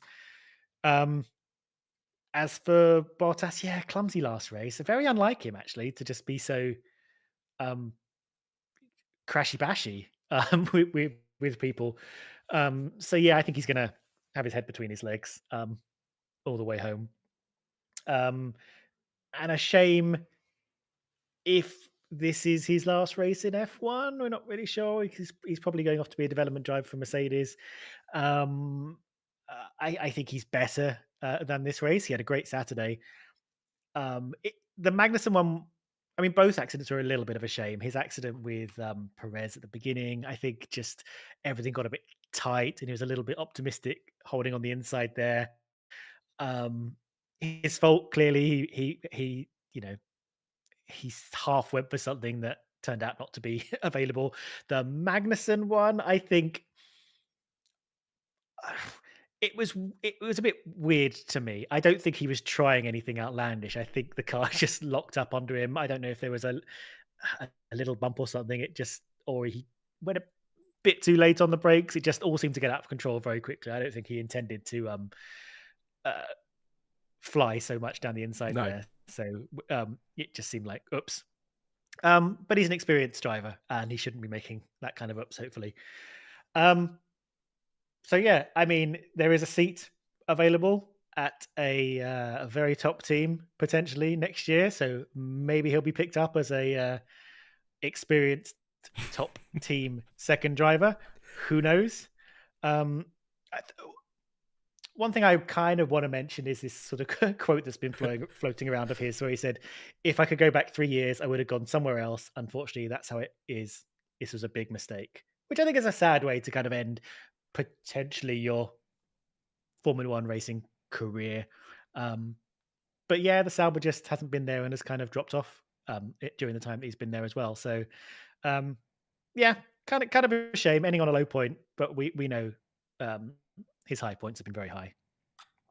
I'm so glad you said that about the second seat at a top team, because I kind of dropped you in it on the race watch line. When I told them your potential theory about Bottas to Red Bull, and Dell's just asked about it in chat. Says, why is Stuart afraid to reveal his Bottas to Red Bull theory publicly? So I was just chatting away. I was like, oh crap, I've just dropped Stuart in it now. No, I think if Red Bull don't want to put Lawson in that car, and clearly they don't want Tsunoda for whatever reason, a Bottas, a K-Mag, why not? Why not? You never know in F1. So, yeah, apologies, Stuart, getting you in trouble with the fan base. It wouldn't be the first time Bottas was parachuted into the second seat of a top-tier team when things with that driver went wrong over the winter. So there's your cliffhanger. That's your cliffhanger right there. One final thing on Bottas, by the way, for today. He has been given a drop of 5 grid positions for the next race in which he participates, and 3 penalty points for the incident with Kevin Magnussen at turn... Well, they're saying turn 7. I would say turns... Oh, no, they say turn 6, sorry. Bottas on the outside of Magnussen on approach to turn 6, misjudged his braking significantly and collided with Magnussen, which was entering the corner on the regular racing line. Bottas retires. Stewart's determined grid drop is warranted, which is equivalent to a drive-through penalty, and 3 penalty points are warranted due to the significant misjudgment of the... Again, drive-through penalty. That's what they were going to give for that. Wow. They're loving these old-school penalties. Interesting. There you go. Just so you know. So yeah, Bottas, who isn't racing in F1 next year, as Random Bosman just said, a bit like Button and Monaco 2017, he has got a grid drop. Whether or not he'll ever serve it, we shall find out. Maybe at Red Bull next year in Australia. You never know. But yeah, sad way for it to end. But I do agree with the point you made, by the way, that Bottas is better than this race. Absolutely, 100%. And whilst I agree that it is a shame that with that quote that's the way it's ended, he's sort of right, really, isn't he? I mean, you go from Mercedes to, the only way is more or less really only down from there, isn't it? So the only way is down. So and he didn't just go down; he just sort of threw himself out a window, really, in the end, didn't he? And ended up right down there at Sauber. So who knows what the future holds for Bottas? I suspect it's not the last we've seen of him on the grid. Somebody will take that experience on board. I think Cadillac. maybe. Shall we do driver of the day? Why not? Charles Leclerc officially was driver of the day. Let me know in chat, one surname, who you're going for, your final one of the season. I'll give you a heads up now, Stuart. I know we're streaming on Wednesday, fourth time I've mentioned the stream, but I'll mention it again. Just give you a heads up for your driver of the season. You'll need to know that for Wednesday, just to be sure. And you can't just say Verstappen because he won the title, because that's cheating. Who's driver of the day, Stuart? Anticipating the way you're going to go, and I think I would have done this anyway. I'm going to give it to Hamilton. I think he had a great race. I think he had a sort of similar kind of race that Leclerc had. Didn't give up. Came from a horrible Saturday and just turned it around into not quite a podium. So yeah, I'm gonna give it to Hamilton. He had a great day. Yeah. I mean, do I need to answer it, really? It has to be Leclerc. I mean, look, Norris drove well today, had it all under control. Sainz did nothing wrong as well. He drove well. But I've got to go Leclerc. He's gained 16 places, and not just because of collisions and retirements. He also made some good overtakes and delivered what he needed to. Did all he could today. Couldn't give him driver of the weekend because of his track limits mistake, if you want to call it that, in quali, even though it was very marginal. It was just out, out is out, isn't it, at the end of the day? So that's it. But yeah, Leclerc for me. I can't not really. I don't always agree with the official one, but I have today because it's a Ferrari driver, and there you go. Vesk says Hamilton for driver of the day. Ruby has gone with Hamilton. Oh, I'm shocked, Ruby. I can't believe it. Brad has said Perez. Clansom says bring back proper penalties. Agree. Sam says Lando, Norris. Clansom says Lewis. Nick has said Hamilton. Jaws has gone with Leclerc. Josh says Norris. Daniel's gone with Gasly, the Mac. Thank you very much, says Stoff. Purple Zebra's gone with Leclerc. Lee's gone with Leclerc. Kaori's gone with Leclamilton. Let's not have that for next year. That's awful. I like the attempt, Kaori. It does sound. Oh, I've got Leclamilton. That's antibiotics. Caught it in Marbella. Anyway, Clansom says Charles Lewis split, to be honest. Charles also says Stoffel Van Dorn. Not a fan of Leclerc, but 19th to 3rd in his overtake move, so well-deserved driver of the day, says Latox. Yinka says Norris. Extreme BHP says Lewis. Kaori's laughing at that one. There you go. Neelish says Hamil Clerk. Hamil Clerk sounds like a job. I'm a Hamil Clerk at the bank. There you go. No one's saying Max, says Ruby. Well, no. Definitely not. He can't be on my list because he caused a collision at turn 1. Whether lap 1 incident or not, it's I can't give him driver of the day there. Jonathan says Hamilton, again, very surprised by that one. Valentine says Max, so there you go. And Dell says Max did well, but he couldn't overcome the stewards. There you go. Fair dues on that one. Leclamilton sounds like French seafood, says Lee. Sounds like something you catch after eating dodgy French seafood, or any seafood for that matter, that's dodgy. Not necessarily French. I'm not no xenophobia against specific fish. It's absolutely fine. Anyway, what a weird way to end that part. I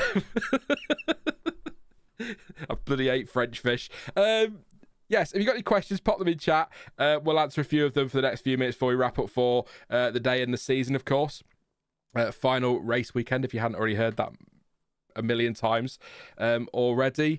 I don't know. Anything you want to talk about, Stuart? I mean, anything you've picked up on this weekend, apart from Russell and Verstappen, throwing drinks at each other basically, and just been really thoroughly stupid with each other. But yeah, no. I think again, as Abu Dhabi's gone, it's all right. Wasn't bad. Yeah, I mean, for Abu Dhabi. And actually, generally, this was an entertaining. I think qualifying was very entertaining. I think the race was very entertaining. I think the race was helped by a few hot drivers being out of position and having to fight for it. But yeah, I thought it was good. I somehow that whole, I guess, turn 5 to turn 9, 10 sequence works really well now. They seem to get the DRS calibrated just about right to allow drivers to sort of fight and then fight back, or fight and then fight again. So yeah, I think somehow this all worked out rather nicely. Not spectacular, but pretty fun. I'm not sure who said it when you were going through the some of the comments there about bringing back proper penalties. I will remind some people who maybe, I don't know, who only started watching F1 within, let's say, the last 15, 20 years. when I started watching and you started watching before me, 10-second stop go was like the minimum. So yeah, for Verstappen farting in the wrong Piastri, yeah, Verstappen would have got a 10-second stop and go. Bottas would have got 2 of them. Everyone, track limits, who knows? But yeah, that was the absolute minimum penalty they give. They hadn't invented drive-throughs till like 2003. So I think drivers back then would have looked at a 5-second time penalty as a bit of a joke. But to clarify, I'm very glad we have the kind of a spectrum and a bit more nuance with how we can dole out penalties. But I do think it's kind of funny that we didn't have anything smaller than that back in day. That's my line. No, I think like, I don't know, clipping someone's and giving them a puncture used to carry the same penalty as flipping someone into a barrier or whatever. The penalty system didn't work back then, but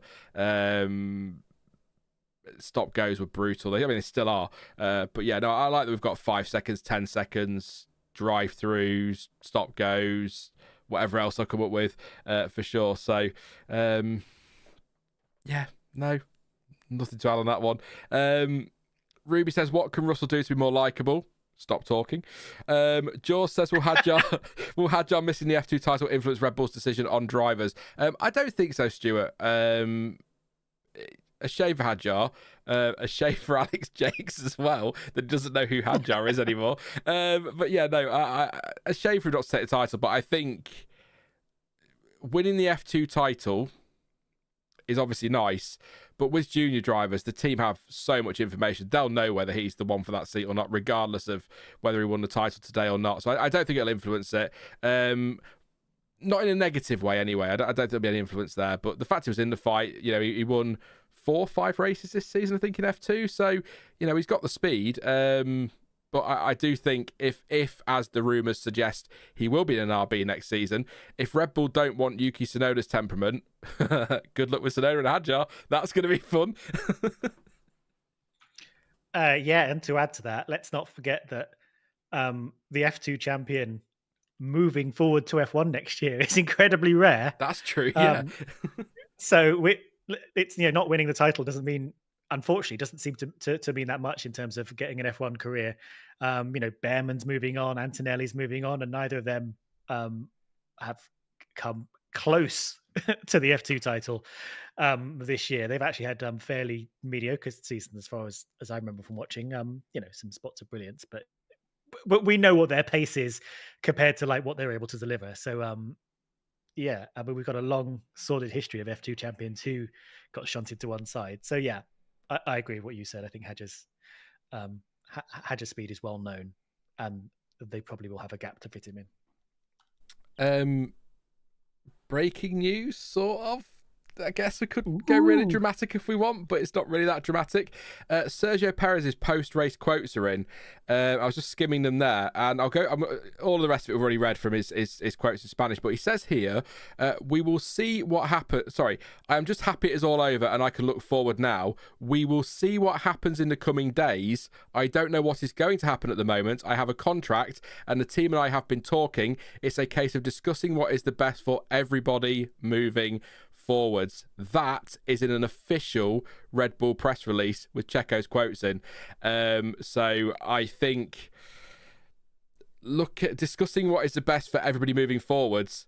I feel like you could probably start to put your money, if you want to, on Sergio Perez not being there next season. It's not a huge story. We kind of know this has been going on, but to have it that in, not only have him say that, but also in an official Red Bull press release, is actually a little bit surprising there, Stuart. Usually they like to keep to very specific lines and don't worry too much about the brand. So I assume that, am I reading too much into it? So that's groundwork being laid down, maybe. Yeah, that's, I think, what do I want to call it?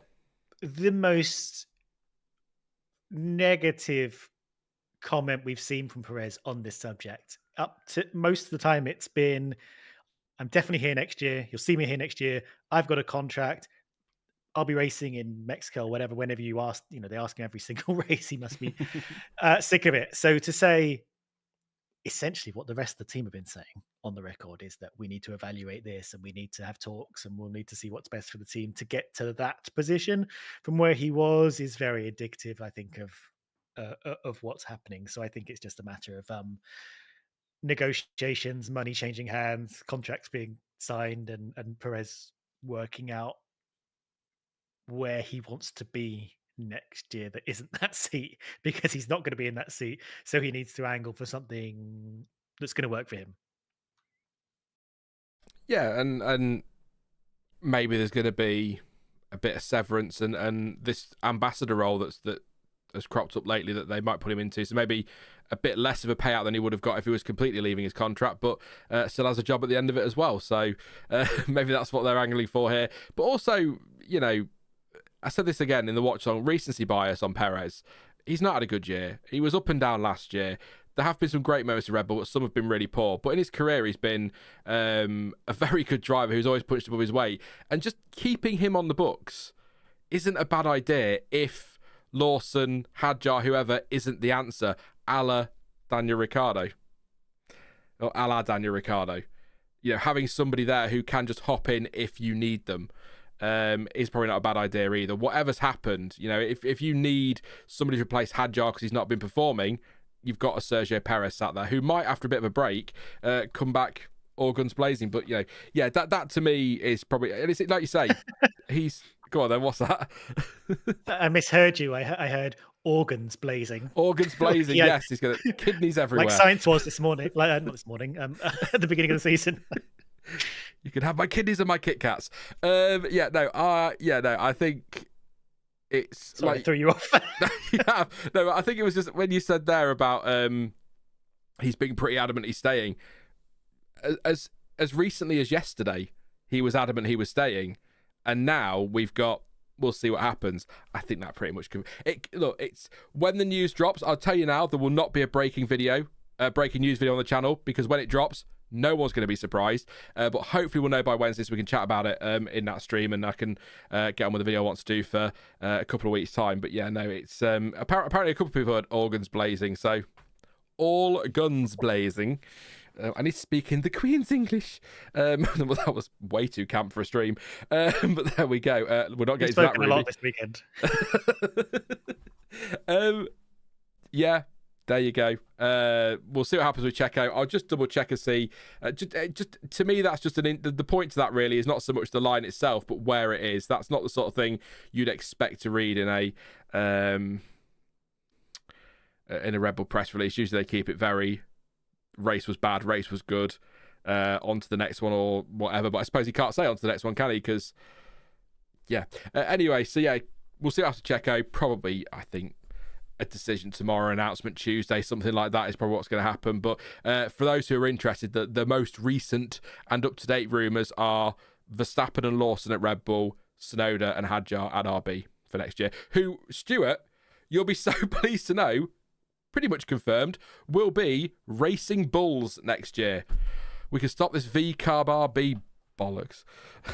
Oh, yeah, I'd heard that as well. I think Ted started talking about it, and then I started searching for confirmation. So there's no fully press release confirmed, but I think it is pretty much confirmed. It's better than RB. I don't like how close it is to Red Bull, but it's at least the actual words and an identity they can build. Apparently they're going to get a new livery and everything. So that's exciting for a team that has a very fluctuating identity. But yeah, I'm glad for that. RB was a very silly name. It's a shame actually they've not got some kind of like Italian version of Red Bull they could have used as a name. I think that'd be a really, really nice way of kind of keeping that link without without causing all this confusion and having to change their names. I think it's like something like Rosso Toro or Toro, something like that would be quite nice, wouldn't it? I'd quite like that with a nice livery similar to what they've got now, but maybe slightly different. You know, I just call them Diet Red Bull, for God's sake, or Red Bull Zero, if you have to. I think the Visa Cash App thing is staying as title sponsors. I think they're basically going to be, from what I've read, and I may be wrong, Stu, I've read something different to you, but I think it's going to be like the chassis will be V-Carb 02. So they're still going to be V-Carb with the chassis and the sponsors and all that, but I think as a team, on your championship tables, in commentary, you're going to hear Racing Bulls rather than, F1, Sky F1 say RB, F1 TV say V-Carb, so... There you go. Bit less confusion. Yeah, close enough. I mean, it has annoyed me that when you write down RB as an initialism in your notes for Red Bull, and then I had to stop doing that because there's now a team called RB and things like that. Just little things like that. Racing Bulls doesn't help because it's the same initials, but that's a problem for 2025, Stuart. Yeah, even when we're having our chats on WhatsApp, we used to just always use RB for Red Bull, didn't we? Now we use RBR to make sure that we're talking about the right. They're just so inconsiderate. They don't think about people's conversations. It's terrible. Kirill says, I like V-Carb, to be honest. It was quite a name and the livery was nice. The livery was nice, actually. I didn't like it when it first launched, but once you got out on track, it was actually quite nice. It was kind of close enough to the old Toro Rosso livery that I adored, that blue one with the silver. The silver bull on it, really nice. So wasn't called the Silver Bulls? Yeah, the Silver Bulls. Yes. There you go. Do you think if or when Lawson gets a Red Bull seat long enough, then could we see a potential race in New Zealand? Says Sam. I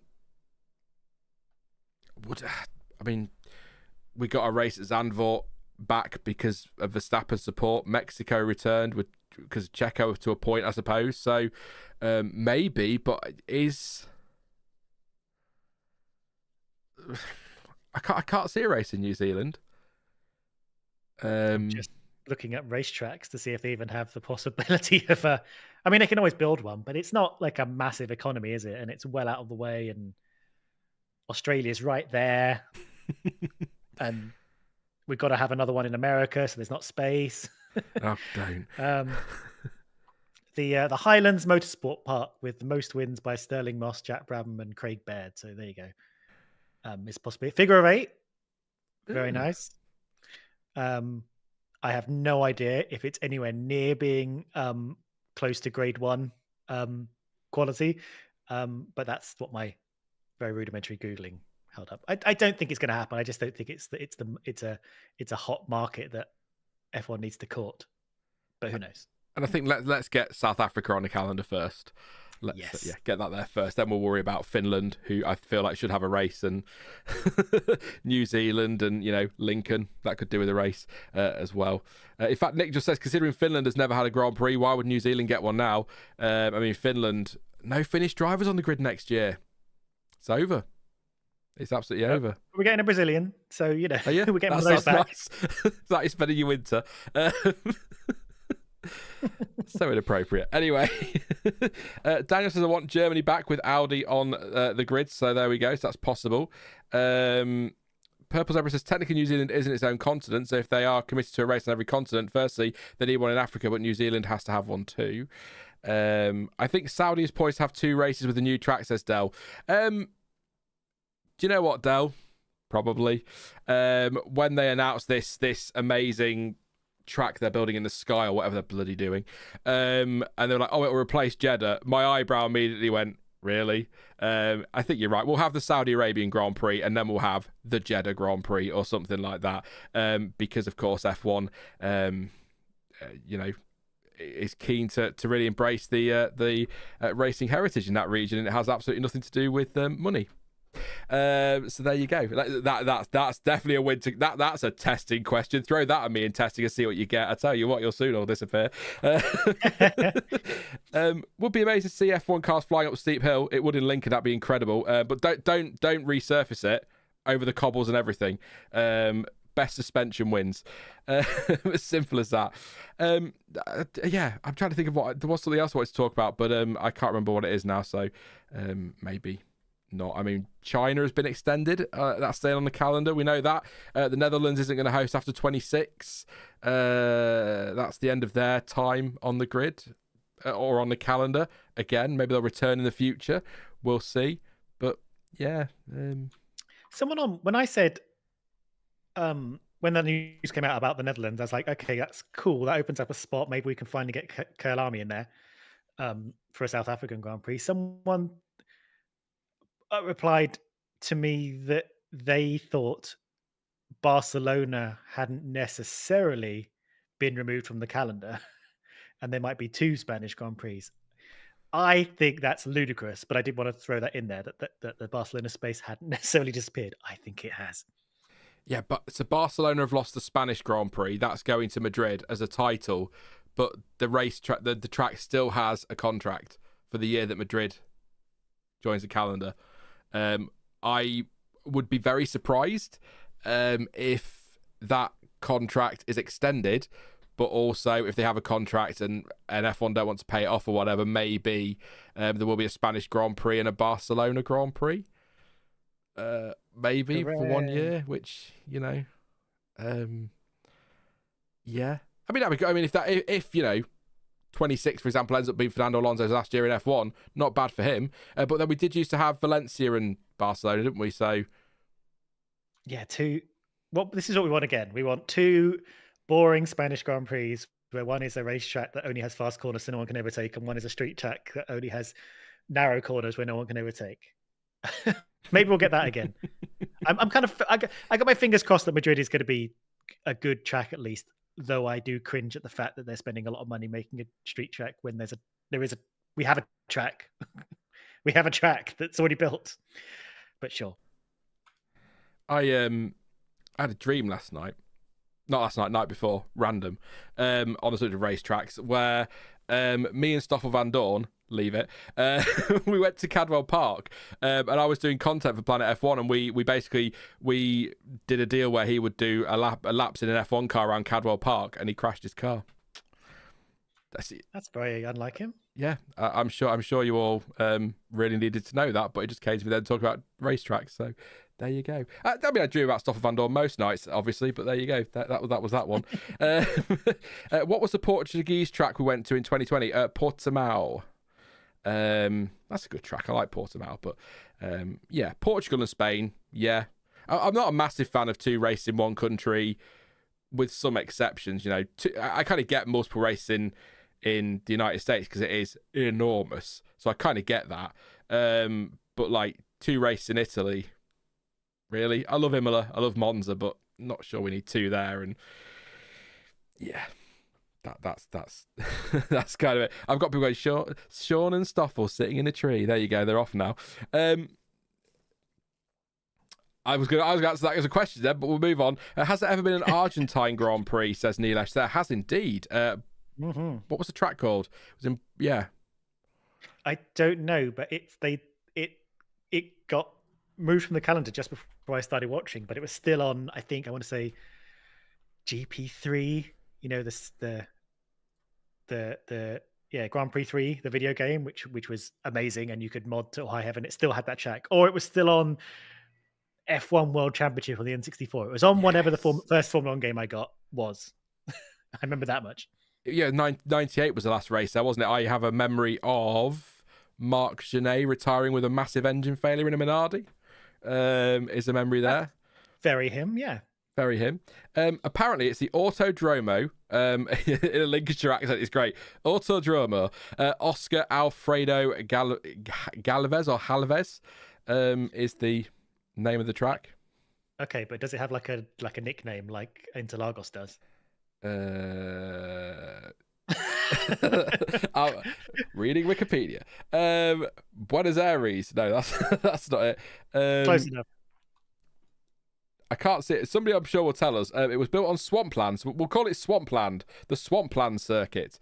But yeah, no, Buenos Aires was where it was. Yeah, obviously. But yeah, no, it was an okay track. But yeah, nothing Yeah, there has been an Argentine Grand Prix. Yes, there has. 98 was the last one. So, but I mean, looking at the reaction that Colapinto got, I mean, maybe there will be in the future if you get a full-time Argentine driver on the grid. It's possible.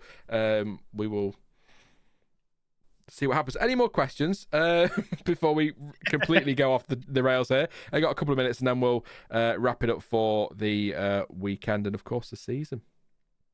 Nina says European Grand Prix. Sorry, Stuart, I was going to say, would be nice to see the European Grand Prix back, but you go on, Stuart. I'm just rambling. No, I didn't have anything to say. I was going to do a big sigh for Vic being the end of the season. It did feel a lot like the end of the season, didn't it? It's very much end of school vibes all weekend, really.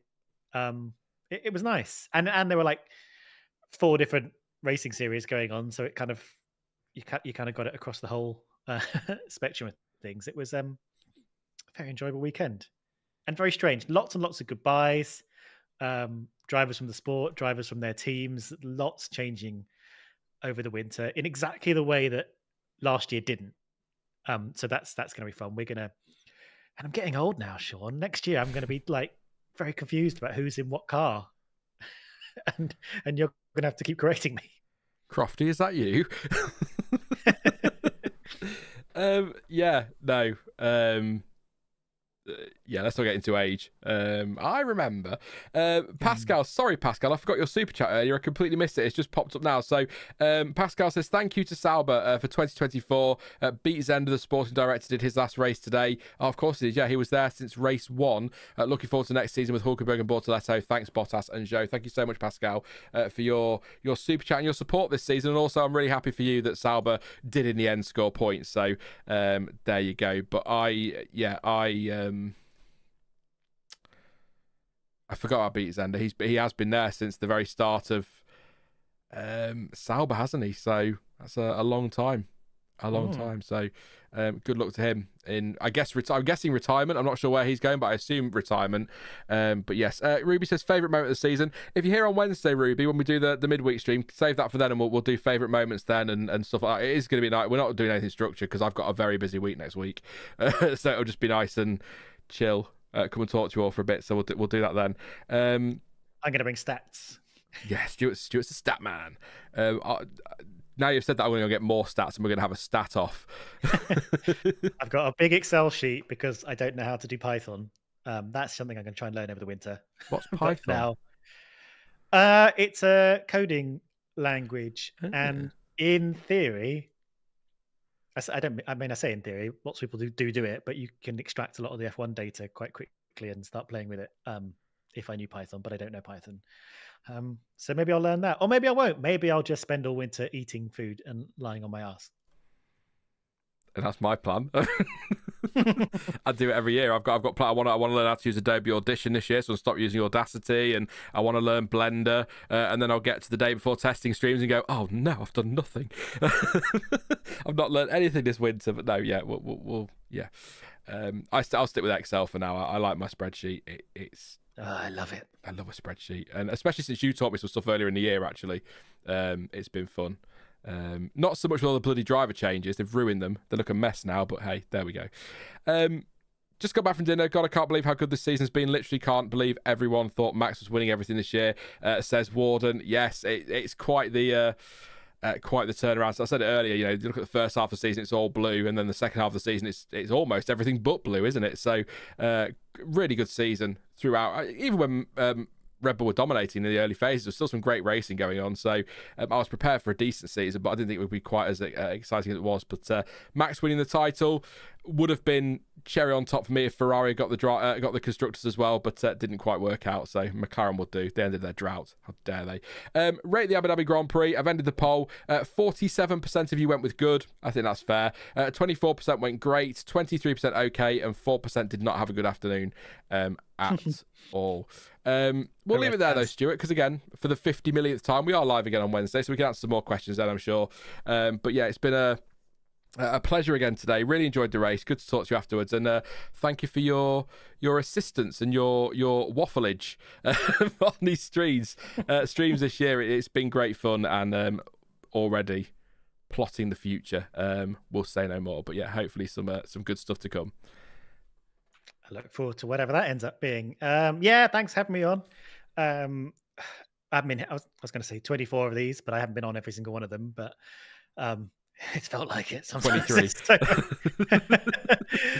And I'm glad you're still relatively sane, especially now you started doing watch-alongs and all sorts of things. So yeah, it's been fun. I'm glad we got to go out on an interesting race with plenty to talk about that wasn't just controversial happenings. Yeah, and again, everyone come back on Wednesday. We're going to do the whole season, but we're going to do spend as much time on each race as we do in these things. So it's going to go on for 48 hours. Stay tuned. Yeah, we'll do it our way. That's what we'll do. And yes, I have just about kept my sanity, so thank you, John. That's been a pleasure. Yeah, no, good stuff, Stuart. And obviously, I'll talk to you on Wednesday. But yeah, thank you again for everything this weekend and over the course of the season. Great. Now just queue up Welcome to the Black Parade, and we're off. Yeah, that was so good. Cheers, Stuart. Thank you. Thank you to Stuart, and of course, thank you to you guys as well for tuning in, not just today, but through the whole season. It's been a pleasure. Like I say, I love doing these. I love streaming. I love making content. I love spending these sessions and these post races with you all. Oh, get the soppy music out. Here he goes again, like it's the end of an era. I'm back next year. In fact, I'm back on Wednesday and again on Saturday. It doesn't stop here. So yeah, thank you to everything. Thank you as well for kind of embracing the race watch-alongs. These last 3 races, we brought them back to trial them out for next year. I think they will stay, but I will say that there is a possibility. And I think most of you will be fine with it, but some won't. But these may move as we tried at the start of the season to a Monday evening, just so that I can do the race watch on, then actually get some notes available and watch the race properly, so I can actually sit and give you some more detailed analysis than anyway. Stuart, but we'll see how we go. We'll sort all that out over the winter, I am sure. But yes, that is it for the race reaction for today. For the 32,000th time, we will be back on Wednesday, I think about 6 p.m. GMT, that's UK time obviously, with a look back at the season, nice and relaxed, not too much structure. We'll do driver of the season, moment of the season, favourite race of the season, all of that. We'll have a bit of fun, and then of course we'll be on to video content for the rest of the year. There's the winners and losers out on Saturday. That'll be around Saturday lunchtime, probably 2 p.m. ish. Then I'm also going to do a video on Lewis Hamilton's time at Mercedes, something on Sergio Perez. I've got some stuff on records, GP2 champions. That's all going to come out over December and early January. Once again, couple for the week of the 16th while I'm on holiday, and then one for Christmas week, one for New Year, and then we'll get sort of 2, 3, 4 a week as we get closer and closer to the season. And we'll do some streams here and there as well. So keep an eye on your notifications and all of that business for impromptu streams. That's how we like to do it. You can follow me on social media, of course, F1 Word and the F1 Word, wherever you get your socials. And I think I'll set up some other socials at some point, and we will use them more next year for sure. And if you are disappearing into Australia, because some of you do now, and I won't see you till testing Australia, have a cracking Christmas and an amazing New Year, and I'll see you for the testing streams. But for those who are sticking around, I'll see you again on Wednesday and throughout December. But as ever, thank you for watching. I've been Sean, this has been the F1 Word, and until next time, goodbye.